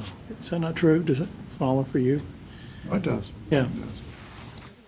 I was really excited about hearing that, because that's always been a problem. Right. Well, I'm going to invoke the ditto rule to what's all been said. I just want to focus on 2 things. One, under alignment, it talks about number of institutions participating in transfer compacts. I want to increase that. I think one way that would really be helpful to increase that is if the community colleges, and I know from previous conversations here that they are making a big effort in this area, can make sure that the STEM courses, the foundational STEM courses that they teach, are at a rigorous level, so that the 4-year, the higher level, the flagship institutions will embrace those students coming in right away, as opposed to trying to keep them all in the 4-year program, and encourage them to go to their institution for 4 years, as opposed to having a transfer mechanism. Under excellence, I agree with what Whit is saying. I mean, it'd be nice if you could find a measurement, but maybe in lieu of trying to find a measurement with all of the angst that we have in the marketplace now with testing, and particularly at the high school level, maybe we shouldn't just use the success of these students in the workforce. I think that's kind of what you're saying, Charles. If they get hired and they stay employed, maybe that's the best measure. Yeah, that's what I was just asking Whit in this note is, Carnevale suggests using wage data to get at what you're talking about versus the more qualitative metric of the CLA or the PIOC exam, which researchers would argue that's the measure of competencies. Yeah, but what we're all of us are talking about is what the legislature wants to hear. They want to hear, are they employable, or are they making a contribution back to the state, and the best way to measure that is whether or not they've got a good paying job and their employer thinks that they've been adequately educated. Lee? When you ask Charles to go last, it means he can wait till about the middle. I just can't. Well, I'm trying to get it clear in my mind that I say what you guys want me to say. I'm aware he gets to speak last and then talk tomorrow. Whoever thought of this little graphic is to be commended, because one of the things it does is it ties... That's the first compliment he's got. No. Whoever did that, congratulations. What it does, it ties the hands of those of us who like to change names, because I can't change anything that starts with a W, A, or a V, or an E. It would mess up the artwork. So I might have second-guessed some of these titles. On workforce, I would say these two suggested measures, if we can find ways to implement them, are better than previously because use of unemployment insurance applicants and Social Security pays doesn't tell you anything about whether anyone's in a relevant field. And so in the past, it's been a pretty crude measure of who's in the market, the workforce, and so I think that one is good and is worthwhile. Alignment, we talked about earlier, and I guess I would say if it is feasible to have this comprehensive compact that actually can track where we lose both students and semester credit hours that are wasted, we'll find out the inefficiencies in the system. Students who get a Texas grant, but they only complete one semester or two, and that both money and semester credit hours are lost. We ought to have a system where students are tracked. If we go to the trouble to set up an early college high school, you want to know how many of those credit hours that are earned on a transcript get carried somewhere. So I think that's a great idea. It's probably a lot harder than it sounds, but it would be the first time we had something that actually measured where the pipeline's leaking as a percentage of total semester credit hours, total potential. Value, the third one, I noticed values in this page twice. It's up in the title where we talk about a credential, certificate, or degree of value in the workplace, where I think we mean where somebody puts a value on it as an intellectual contribution.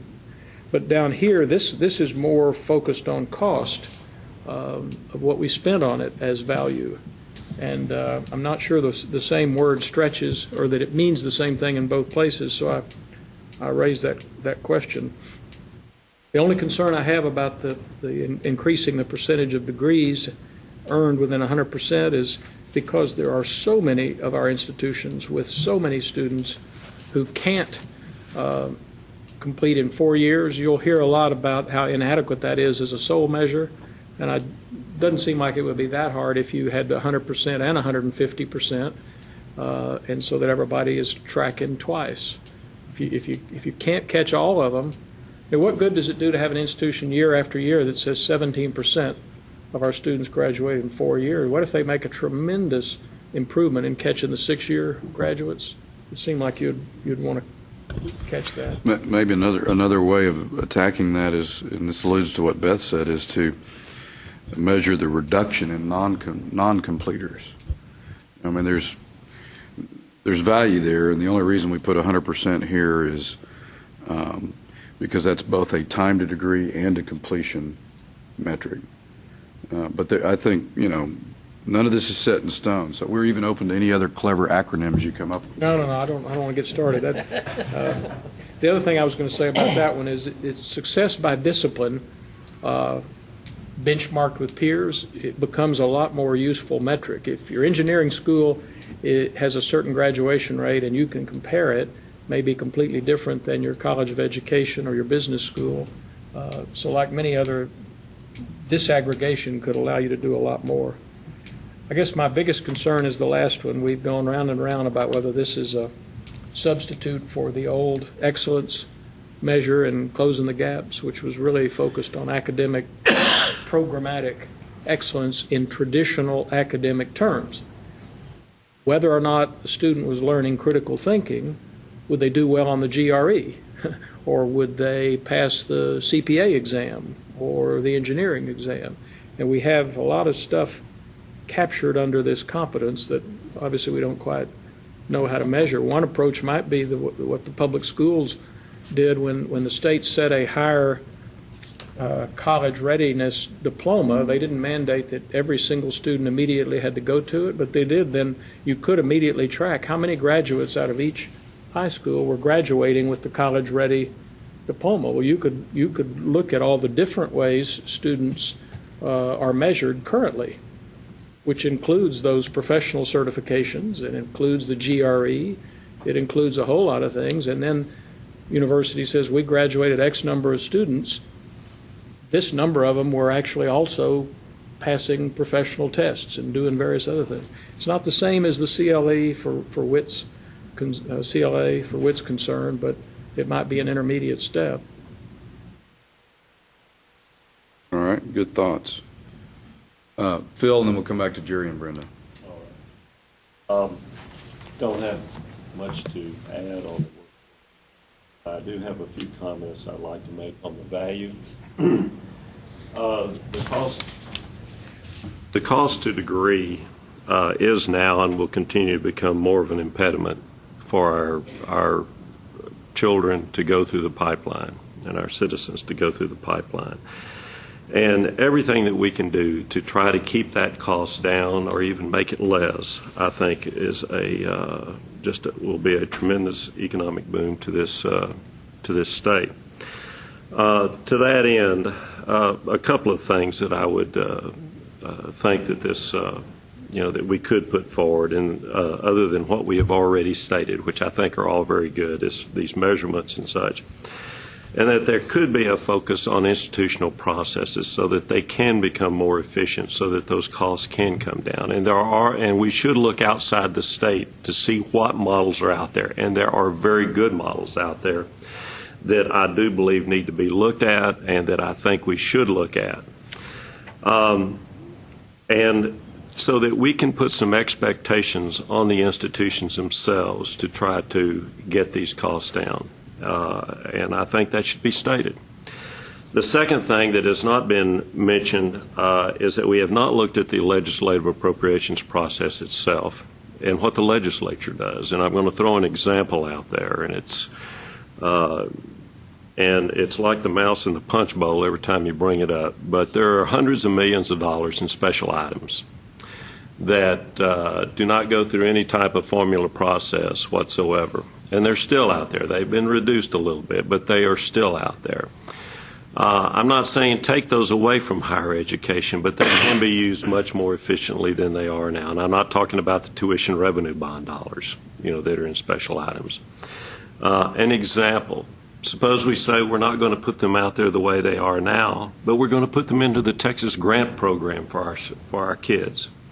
All of a sudden, you've got a tremendous benefit for the most economically disadvantaged students in this state. And you've put hundreds of $millions out there for them to allow them to go through the pipeline. So we haven't even looked at that, and that is something else that's out there. So. That's a great point. We talk a lot about, we focus so much on how much we spend and what's the right amount. But as we learn from the OECD's data on public education, it's not just how much you spend, it's how you allocate the spending, which is what I'm hearing from your last point. Jerry? I think everything's been said pretty much, except I wanted to say on excellence, even for tomorrow, I wonder, we really need, this chart needs something under excellence other than research. Now, research is okay, but I think a casual reader of this would take it away that we're going to now measure the excellence of Texas higher education by research dollars or research licenses. And those are very important, but it gets back to your regional discussion and all that. We just need to do something, I think, because this thing after tomorrow is probably going to get some circulation that we may not control in all cases. Well, how did you control it back when Closing the Gaps was developed? Well, I don't know. We put it out there, and most everybody liked it. But you had a separate excellence and a separate research. Well, we did. They were separate. And it just paints the wrong picture, I think, for excellence. Go back to your not that research is bad. You're talking about in other words, we start talking about patent returns and to broaden that definition. Yeah. Change that definition. Right. Yeah. You can broaden the definition. It would work. It's learning outcomes. Right?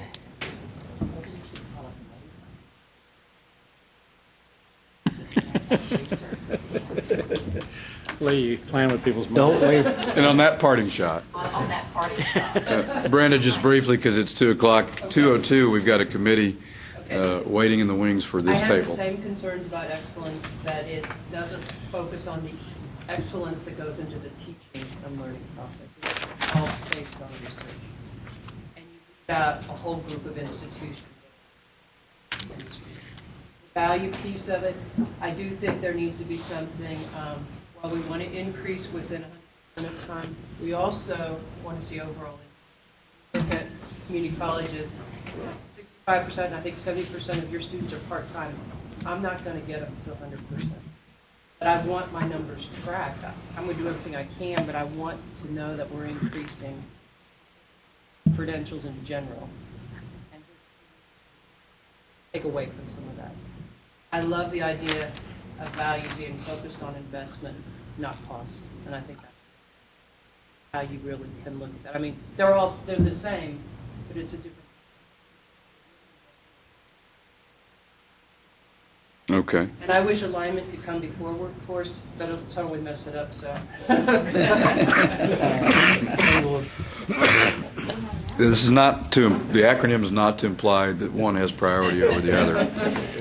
All right, with that, we'll adjourn, and if tomorrow's panel would meet with me and David and Mary and Melinda in the Tejas room over here. That's where you'll get your we'll take this 2 cents in. Fred, why don't y'all